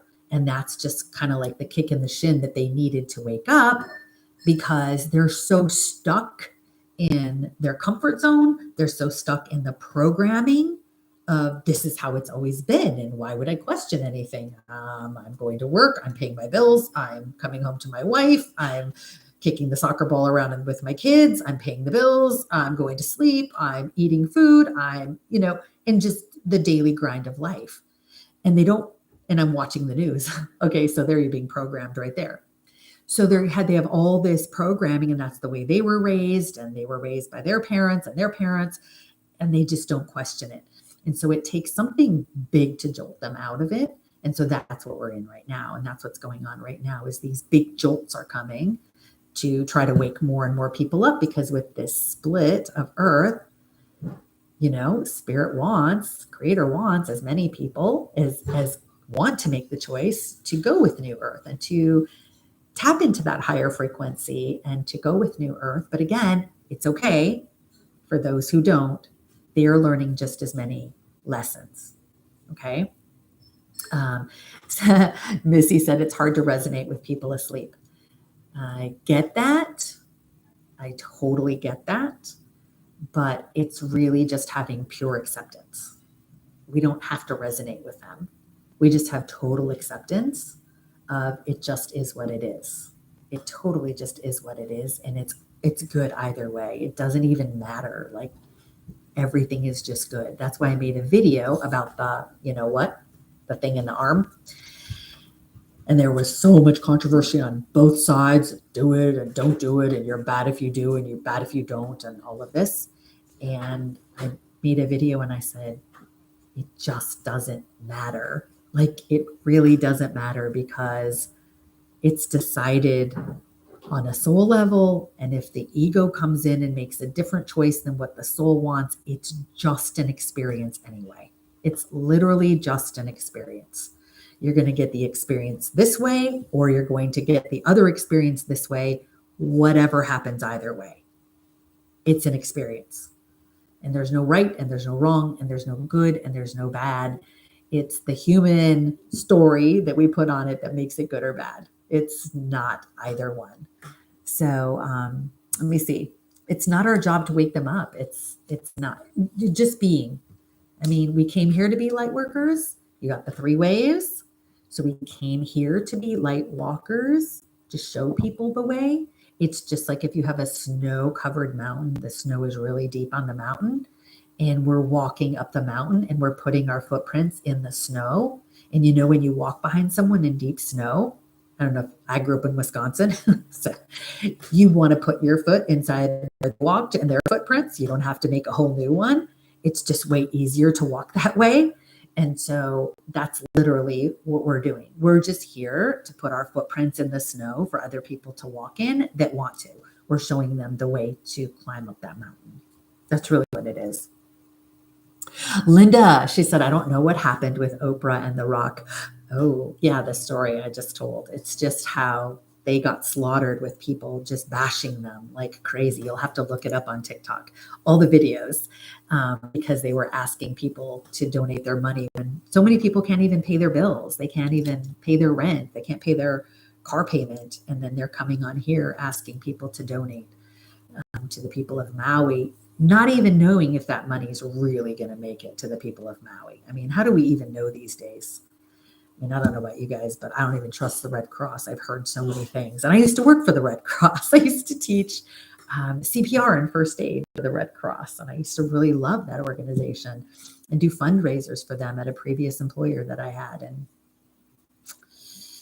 now, and then you hear these stories about goodwill. And like Elizabeth April, again, she said on her thing, the truth is going to come out about all these people and all these places and all these organizations. You guys have probably seen the information in the media, like alternate sources about goodwill for years, that it's like this much of all the donations actually goes to help poor people.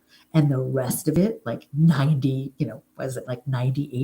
of it actually goes just to pay like a super high paid executive that runs Goodwill. Like, it's crazy. Let me see. Let's see. I heard we don't need money in 5D, assuming Earth. Yes, Earth is 5D. The new Earth is 5D. And as far as needing money, everyone's just going to be living their purpose and doing what they came to do, living their mission. And so I don't know if it will be that way right away where we don't need money. I'm not sure about that. I actually haven't asked that question. And I don't know that it's addressed in Dolores's book either. Maybe someone else can remember off the top of their head.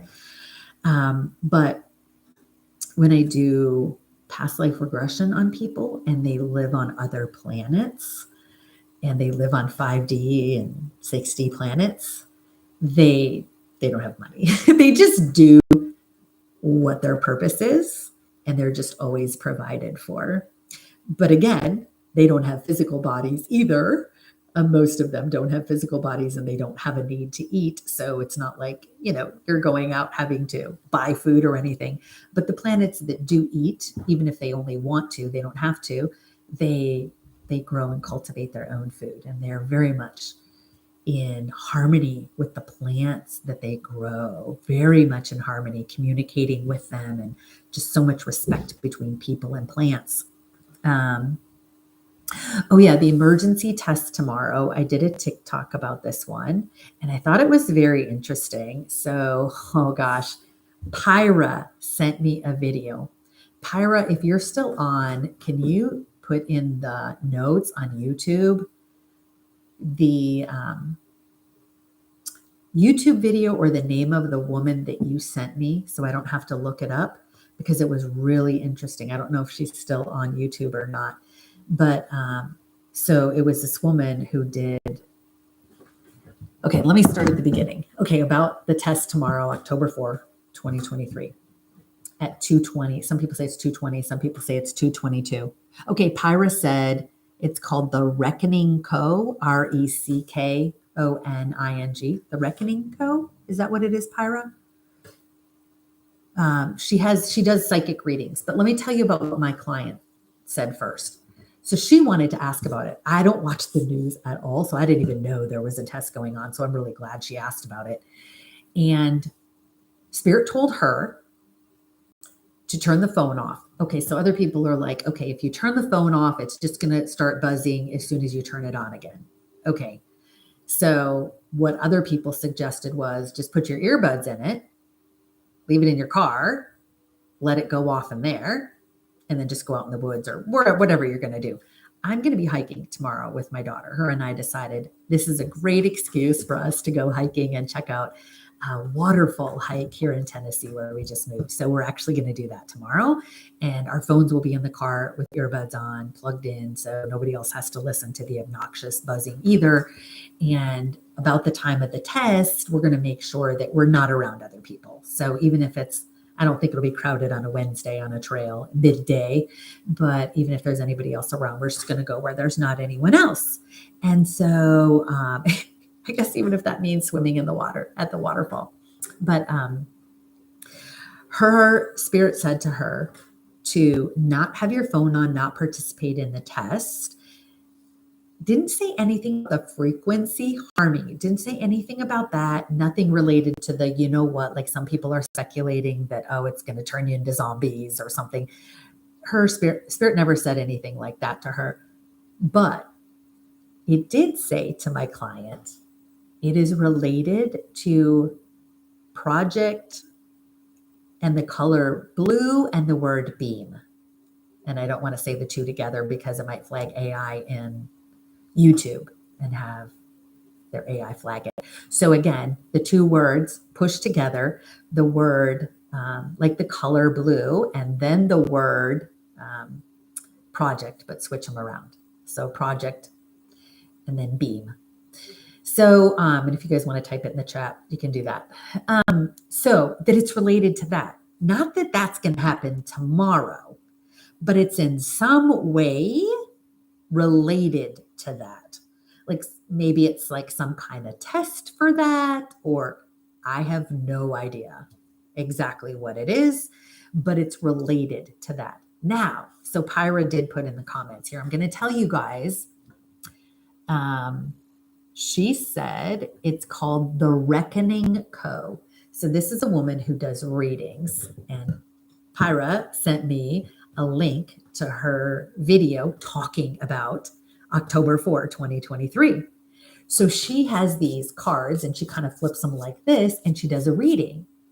And guys, it said almost the identical thing that Spirit told my client, that it has to do with the secret space program, right? So there we go, the whole project, and then the blue and then the word beam. So it has to do with that. It has to do with the secret space program, and that it's a test and it's to prepare us, and it's to prepare for that whole project.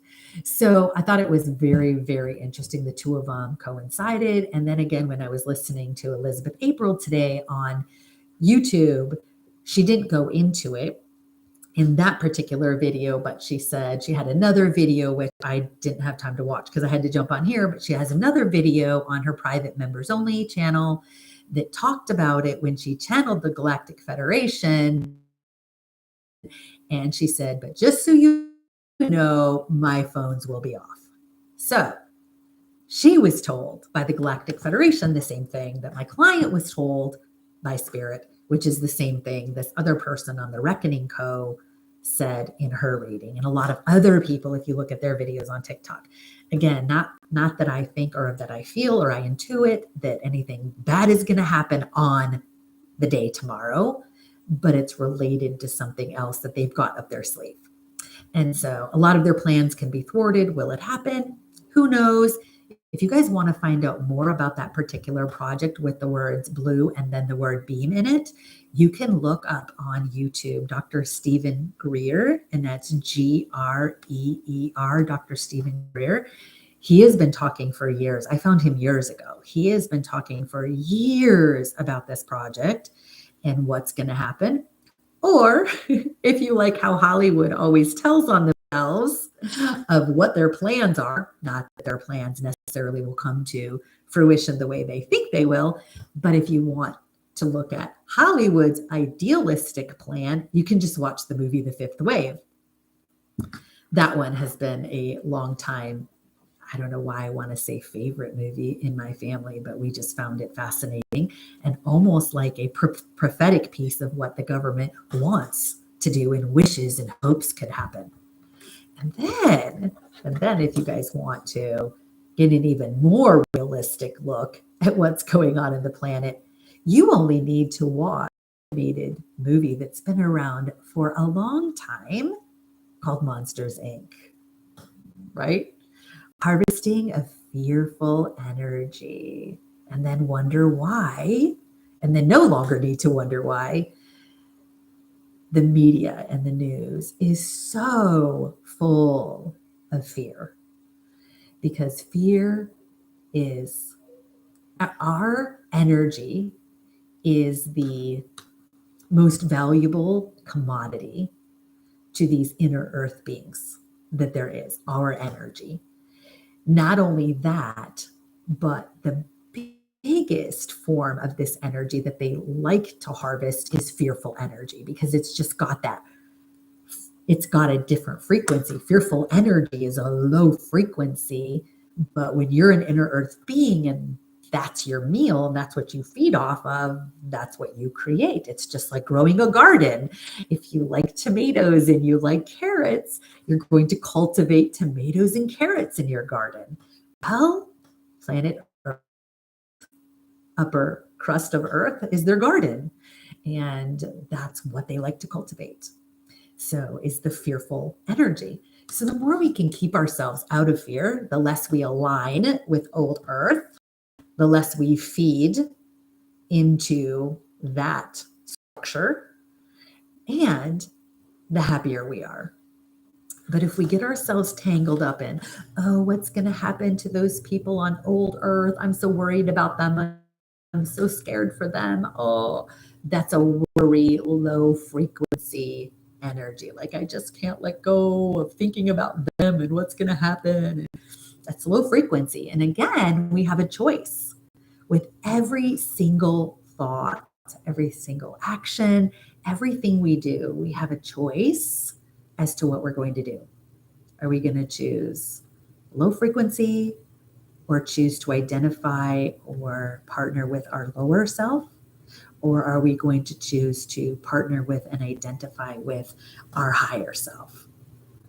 And so I actually have a course on my website called Connecting to Your Higher Self, and I'm actually going to be putting a lot of that information into an ebook and offering for free soon. So watch for that, guys. I'm so busy writing this other book right now, but I really want everyone to learn how to connect to and live as their higher self, because like my life in particular, I can speak from my experience, has never been more amazing and more magical and more of me loving this game of life than it has since I started learning about and growing and teaching others how to live as their higher self. Like, it's just incredible and amazing.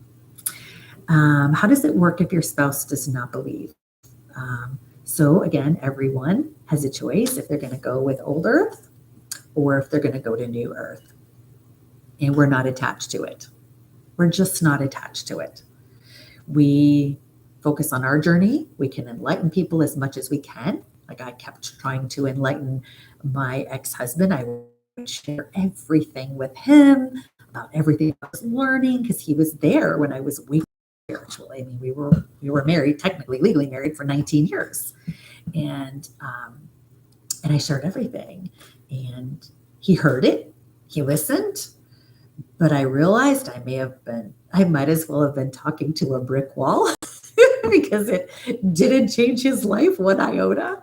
And I would sit there going, oh, but you can make this so much better by doing this. And you can make this so much better by doing this. And that would have been energy that would have been better spent on myself. Yeah, the Tree of Life necklace. You see that? Isn't that cool? See if I can put up there. I do love this. See that? And I YouTube, it might be a little harder to see. I got my Tree of Life. Yeah. And I don't know if you can see it on TikTok very well. I've got my meditation table back there. I love my meditation table. And on YouTube, you can see it back there. It was white and I painted it teal. I just thought it's like a tealish, greenish color. I just love it. It's so cool. I've got all kinds of crystals and rocks and everything on it. And then I've got my little chakra flags hanging up above it. I don't know if you can see those, my chakra flags, and a little Buddha statue on my thing over there. Yeah, I love this room. So yeah, we just moved here a few months ago, and I just got back from Spain, and oh my gosh. So I so want to move to southern Spain. Like, I have never, and I'll probably say that to every European city I go to just because I love traveling. I have a trip I'm planning to do maybe toward the end of May 2024. I'm going to go over to Prague and maybe get to Germany and some other countries. I have ties to Sweden. I lived in Sweden in high school for a while. Maybe get back to Sweden. Definitely want to go back to southern Spain. My son is over in southern Spain, my second son, and playing soccer over there. So I went over with him and spent a good week and a half with him before leaving him there, and had an incredible time, and didn't realize that my 3 favorite things on the whole earth could actually be in one place: palm trees, gorgeous mountains, and crystal clear blue water, all in one place that you actually saw right there. And I was just like at the beach just going, I think I died and went to heaven. It was amazing. So I want to go back. Seriously thinking about getting a nomad visa and perhaps going over there for a time. It is so incredible over there. Yeah, I heard Switzerland is amazing too. My aunt keeps raving about Switzerland, but I know it's a bit pricier than some of the other places, especially if you're going to get a nomad visa. Yeah. Oh, so Dana said 4 a.m. in Europe right now, Germany. Oh, yay. So my maiden name is German. My grandfather was 7 when he moved to the U.S. with his parents. So my background is German, and I studied German through college, and I've unfortunately forgotten a lot of it. But I would love to go over there and check out and see if I can find any family members that might be left over there in Germany. I think that would be the coolest thing. Let me see. Yes, I used to think it was my job to assist others, but I learned the hard way. Yeah, and we can help others, but there's only 2 times that we can help others. And if you guys listen to this, it'll help you a lot. So it's like I said with my ex-husband, it would have been better to use the energy on myself than trying to constantly teach him, because he wasn't aligned to what I was teaching. And the Bible, actually, because that's my background, is Christianity, has a really good quote about this, guys. It says, not to cast your pearls before swine. We're not calling anyone a swine. Okay, we're not calling anyone a swine. I see like 2 people just joined on TikTok right as I said that. They're going to be like, oh my God, this woman's calling people swines, right? So no, it's not calling anyone a swine. But the Bible has a scripture that says not to cast your pearls before swine. And what that means is when you have something really valuable, like something precious, a valuable gift, you don't take that and throw it on the ground in front of pigs who walk in mud. You're not to do that. You don't cast your pearls before swine because the Bible says they're just going to trample it in the mud. So you give them to people who will appreciate it, who are asking for it, who appreciate it, who see the value in it and not just trample it in the mud. Like again, going back to my ex-husband, not valuing all of the incredible information that I shared with him and not appreciating it at all. I was literally just throwing pearls before swine. So should I call my ex-husband a swine? I don't know if the shoe fits, right? Anyway, I'm just being silly. But there's only 2 times that you can help other people. One is if they ask for it specifically. If they ask for it specifically, then likely they're ready. And if they're not, you can tell right away because then they'll just start making excuses why it won't work for them or why they can't do it. Then you know they really weren't ready and they were just asking to look like they were interested. And the other time is by example. And that is showing people by example, living your best life, living your highest life, living in your highest joy. And I'm going to tell you guys something that one of my favorite spiritual teachers in the whole world, if you want to write his name down, his name is Bentinho Massaro, and I'm going to spell it for you. It's B like boy, Bentinho, Bentinho Massaro, Massaro. I believe he's from the Netherlands, which is actually really funny because I just thought of that. He's from the Netherlands because I got trapped in the Netherlands for 2 days on my flight back from Spain because my flight was canceled and I got trapped over there. But it was fun. It was all good. I had a good time. But anyway, so Bentinho Massaro teaches, and I believe Bashar does too, that whenever you are not feeling bliss and happiness, you are out of alignment with truth.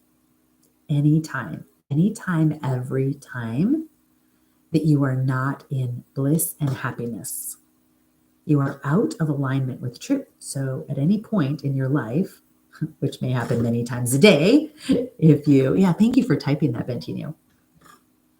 Anytime at any point during the day that you are not in bliss and happiness, you can just consciously, this is called conscious living, okay? You have to live consciously. Conscious living, you ask yourself, what is out of alignment in me? What must I be thinking or believing to be true that's causing me to not feel bliss and happiness? What do I believe or what am I thinking that's causing me to not? Because everything happens up here. Like nothing is happening out here, out there. It's all happening up here. It's what you're thinking. Your thoughts are causing you to be out of alignment with bliss and happiness. So what are you thinking? What are you believing? What are you telling yourself? What's the story you're telling yourself? Okay, so let's go back to an example earlier. The story I'm telling myself is I can't possibly go to New Earth if my adult children don't also go. Like I can't do that. And that's fine. You actually have the choice, well, sort of, to stay on old Earth. If your frequency is too high, you won't. You'll just be forced to go anyway, right? Because we already talked about that.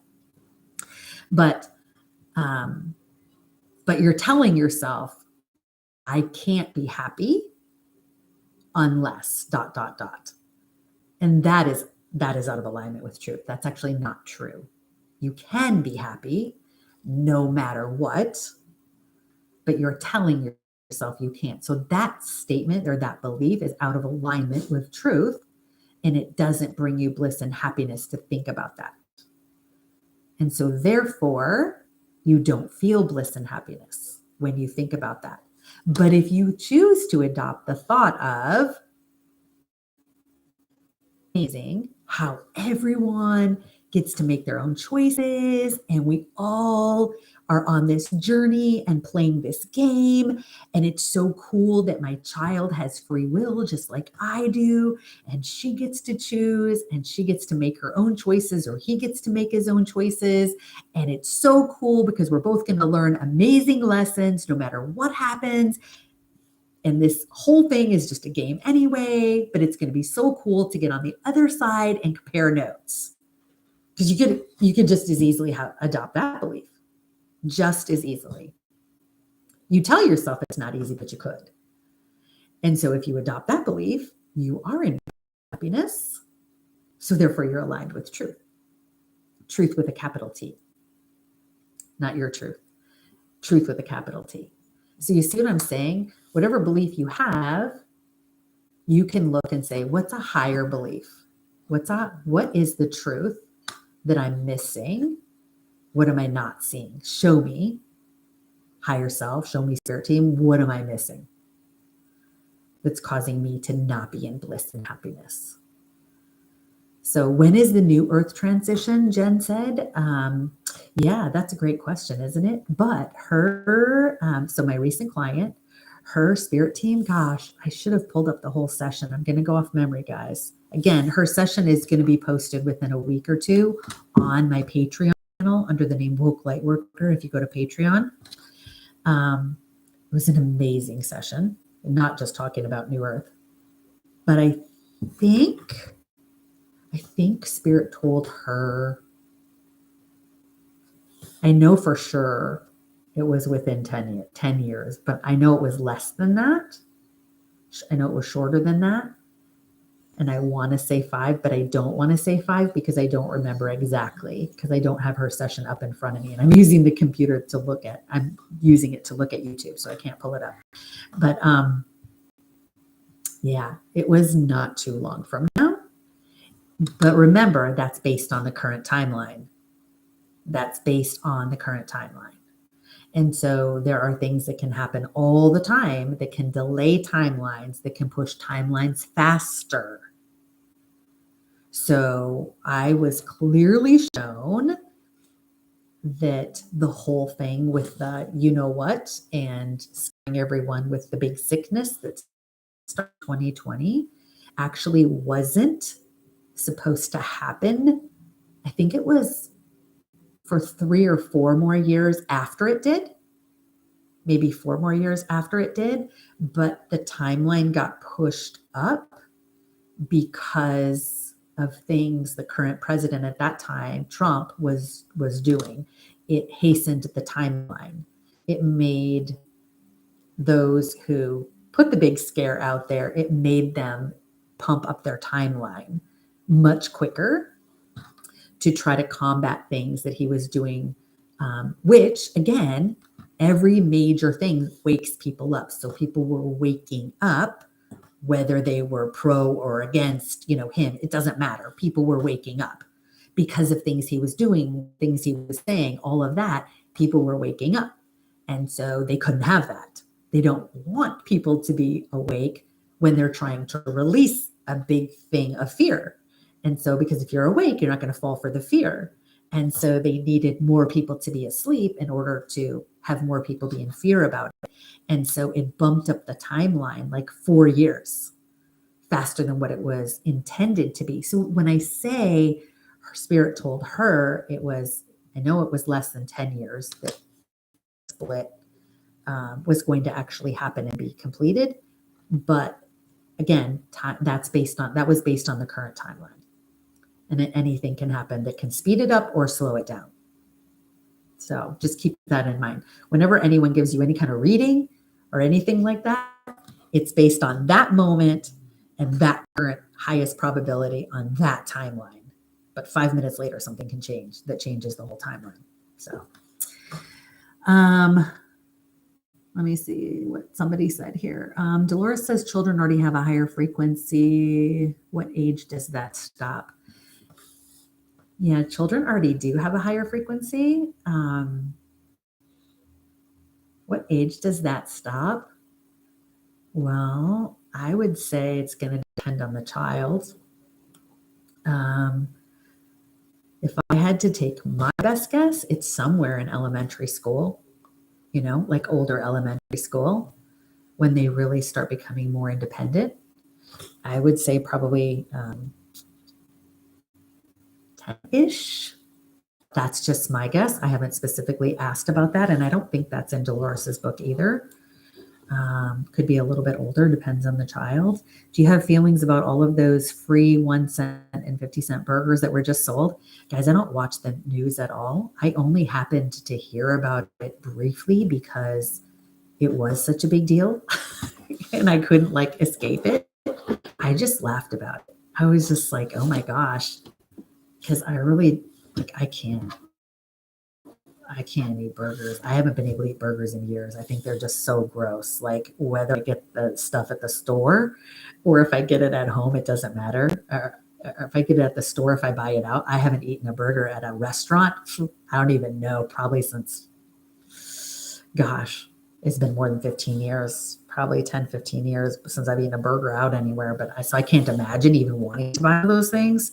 So I don't know. Who knows what that was about? That was just weird. That was really weird. Somebody said, Time VA said he was also aware of the Galactic Fed and was on the verge to release info. Then Space Force was developed. Oh, I think you're talking about Trump. Oh, yeah. Yeah. So, yeah, there's a lot there. I know a lot about that. Yeah, exactly. And so I'm not vegan. I am, how would I say?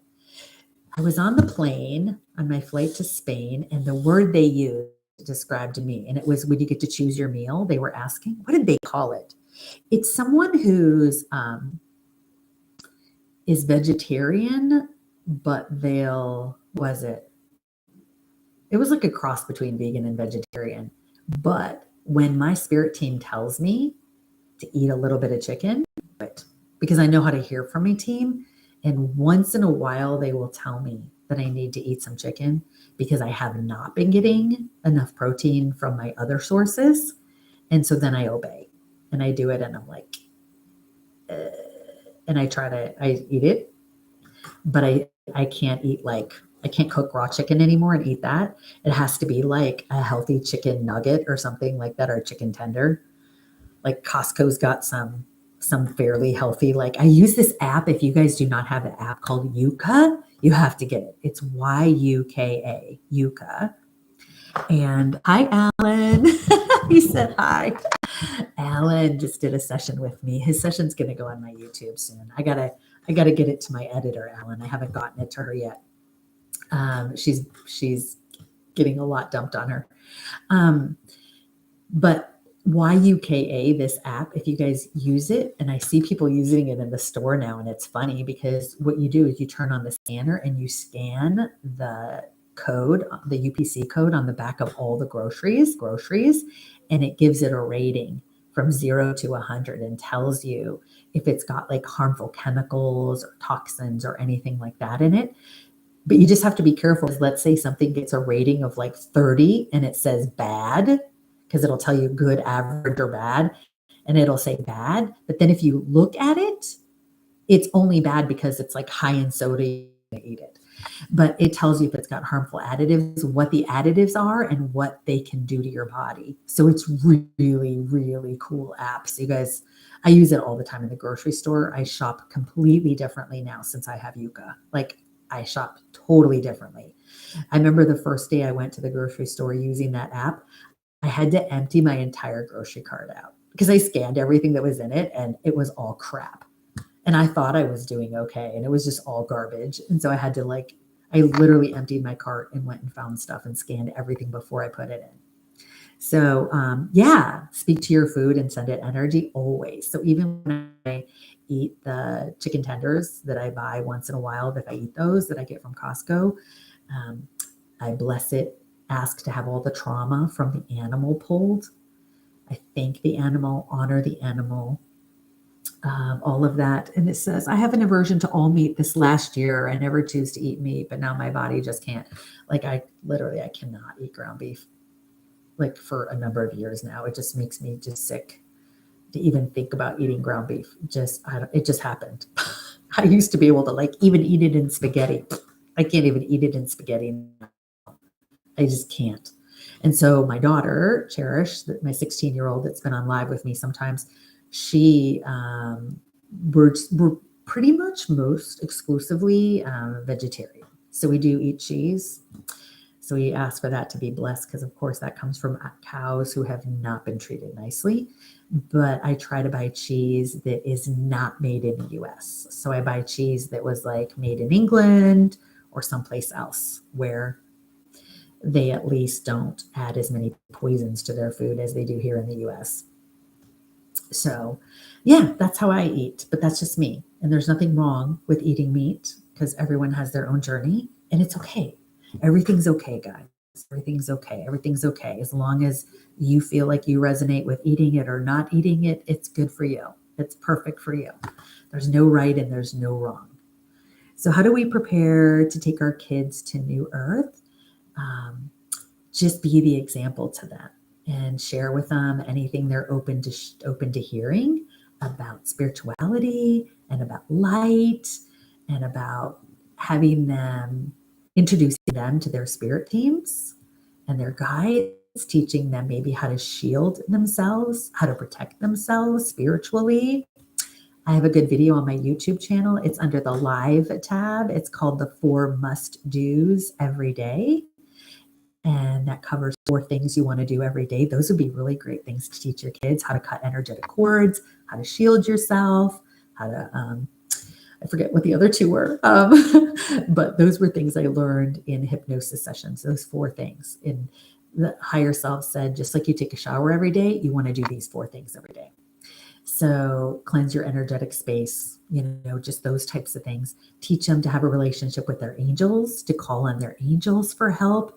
Anytime they might feel scared, to ask the angels to come and take their fear away, things like that. Oh, thank you, bear. Oh, I got the bear. Thank you for the bear. That's so cute.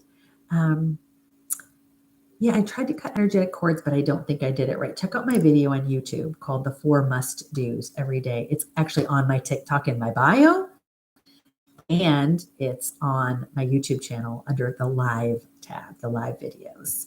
So, Tony. Hi, Tony. It's you.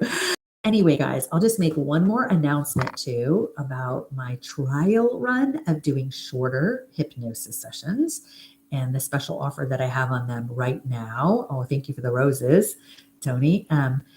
For the shorter higher self hypnosis session. So instead of being an all-day session, I've scaled them back to be 3 hours while I'm writing my books. And so we can do it in either first thing in the morning or we'll do an evening of work all day. It's totally fine. We can do an evening. I still offer the full sessions. I'm still going to offer those just once in a while, the full session. So if you have a lot of trauma clearing and stuff you want to do, that's amazing. That's what you want. But for doing the shorter sessions from start to finish, it's going to be 3 hours. We're going to look at a past life. I'm going to get a quick update on what's going on in your life, issues you want to ask your higher self about. Then we're going to look at a past life that you've lived, which will be super fun. And then you'll be channeling your higher self. I'm going to teach you how to do that, what it's like to channel your higher self. But then you'll be channeling your higher self and getting the questions answered that you want for your life. Plus, any other questions that come up when you're in that meditative state. And all my sessions are done online. So it doesn't matter where you are. Doesn't matter where I am. I'm in Tennessee. I don't do them in person anymore. I do them all online. And if you guys want to see any of my actual sessions, again, go to my Patreon channel, patreon.com/woke lightworker. I have so many sessions out there. I also have a few sessions on my YouTube channel. Most of them are on my Patreon channel. And I do the same. I bless my water when I drink it all the time. Ask for plastics and chemicals to be removed from the water, and I bless it. But anyway, so I'm offering the mini sessions on a trial basis to see how it goes, to see if I'm able to get enough information for my clients compared to when I do the all-day sessions. So super, super special pricing on that for now, just while I'm testing it out. I'm offering those for $389. It's here for now. That's all I'm going to say. I don't know how long it's going to last, but for $389 to see how those go and to be able to open it up to more people.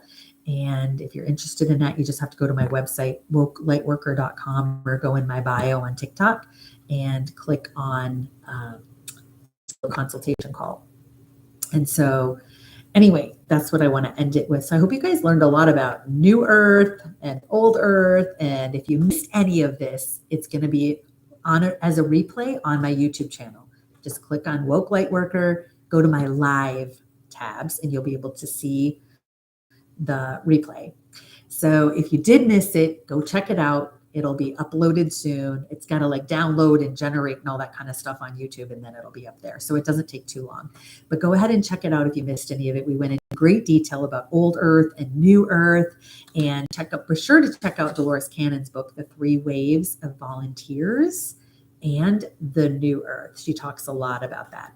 And again, if you want to see that amazing session I had with my client where her higher self talked about New Earth and Old Earth, also the reptilians, the pokey poke in the arm, talked about what's going on Inner Earth. Roxy, thank you so much for all the roses. Oh my gosh.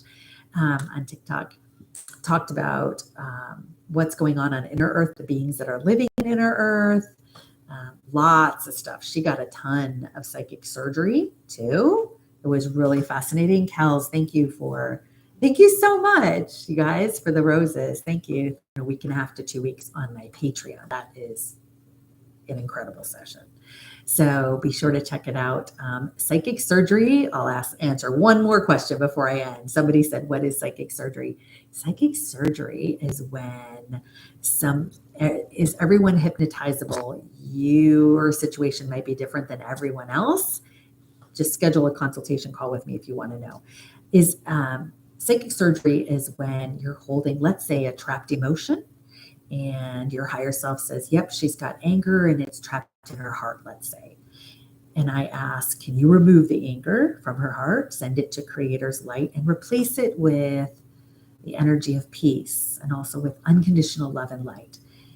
Her higher self, your higher self, will tell me what that looks like, to go in and remove it in detail. So maybe it sounds like this. Maybe it sounds like I see this, giant tweezers. Let's just say giant tweezers coming down, and it has a scrapey thing on the end, and it's scraping out all the anger from the inside and pulling out little they look like daggers in her heart, and I'm pulling out all those little daggers. They almost look like splinters, and I'm pulling them out one by one, and I'm gathering pink sparkles in it, and it's falling on all of the places where I pulled out those daggers, and it looks like little snowflakes kissing inside of her heart, or whatever it sounds like. It just sounds something like that. Has health issues. We do psychic surgery, and that's asking first, why did they have that issue created in their body? Why do they have, let's say, what's a common one? What is that? People call it PCOS, polycystic ovarian syndrome. Yeah, that's what it's called. So I have people coming to me with PCOS, and I'll be like, why did they create PCOS? What happened with it? Why do they have it? What are they meant to learn from it? What's their body trying to tell them with that?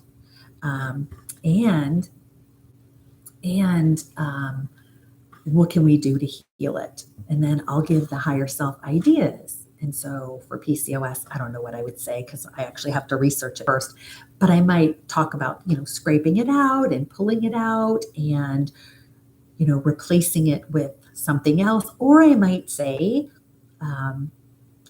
something like, can you take an imprint or like a photocopy of her body when she was 1 year old?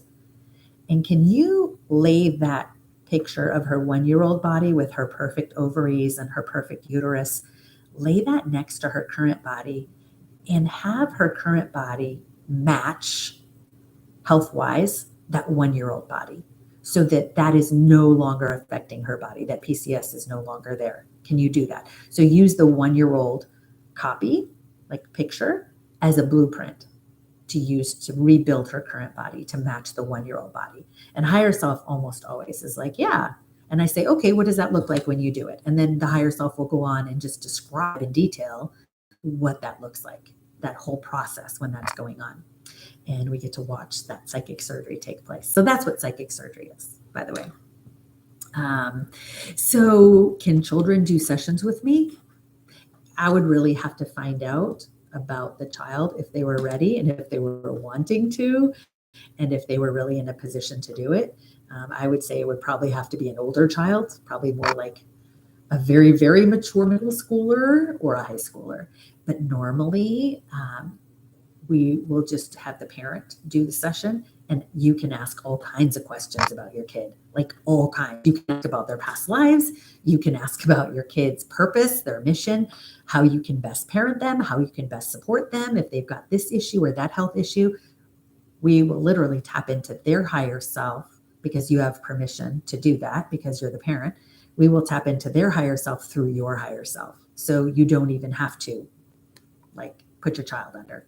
So it's just better for you to do it. And then we can tackle some of your issues at the same time. So that's how it works. So human design, I don't know a lot about human design. I'm sorry. I know of it. So anyway, I'm going to end it here, guys. If you're interested in trying a session and you want to take advantage of my new express hypnosis session, then let me know. Schedule a free consultation with me, 15 minutes on my website. There's a link in my TikTok bio, but there's also a link on my website, wokelightworker.com. And I thank everyone for being here. And again, if you missed any of this and you want to watch it from the beginning, just go to my YouTube channel, Woke Lightworker, click on the live tab, and you can watch the whole thing and hear all about New Earth and Old Earth. And I'm so sorry if I didn't get to your question. I know that you guys have a lot of questions. I really seriously am going to try to go live more often. And maybe I can do it even again, probably next Tuesday night. Let me try to make that commitment here. Next Tuesday evening, join me at the same time. And I'll see you all then and try to get to even more questions then. Thank you guys. I love you. I hope you have an amazing, amazing rest of your night. Bye, everyone.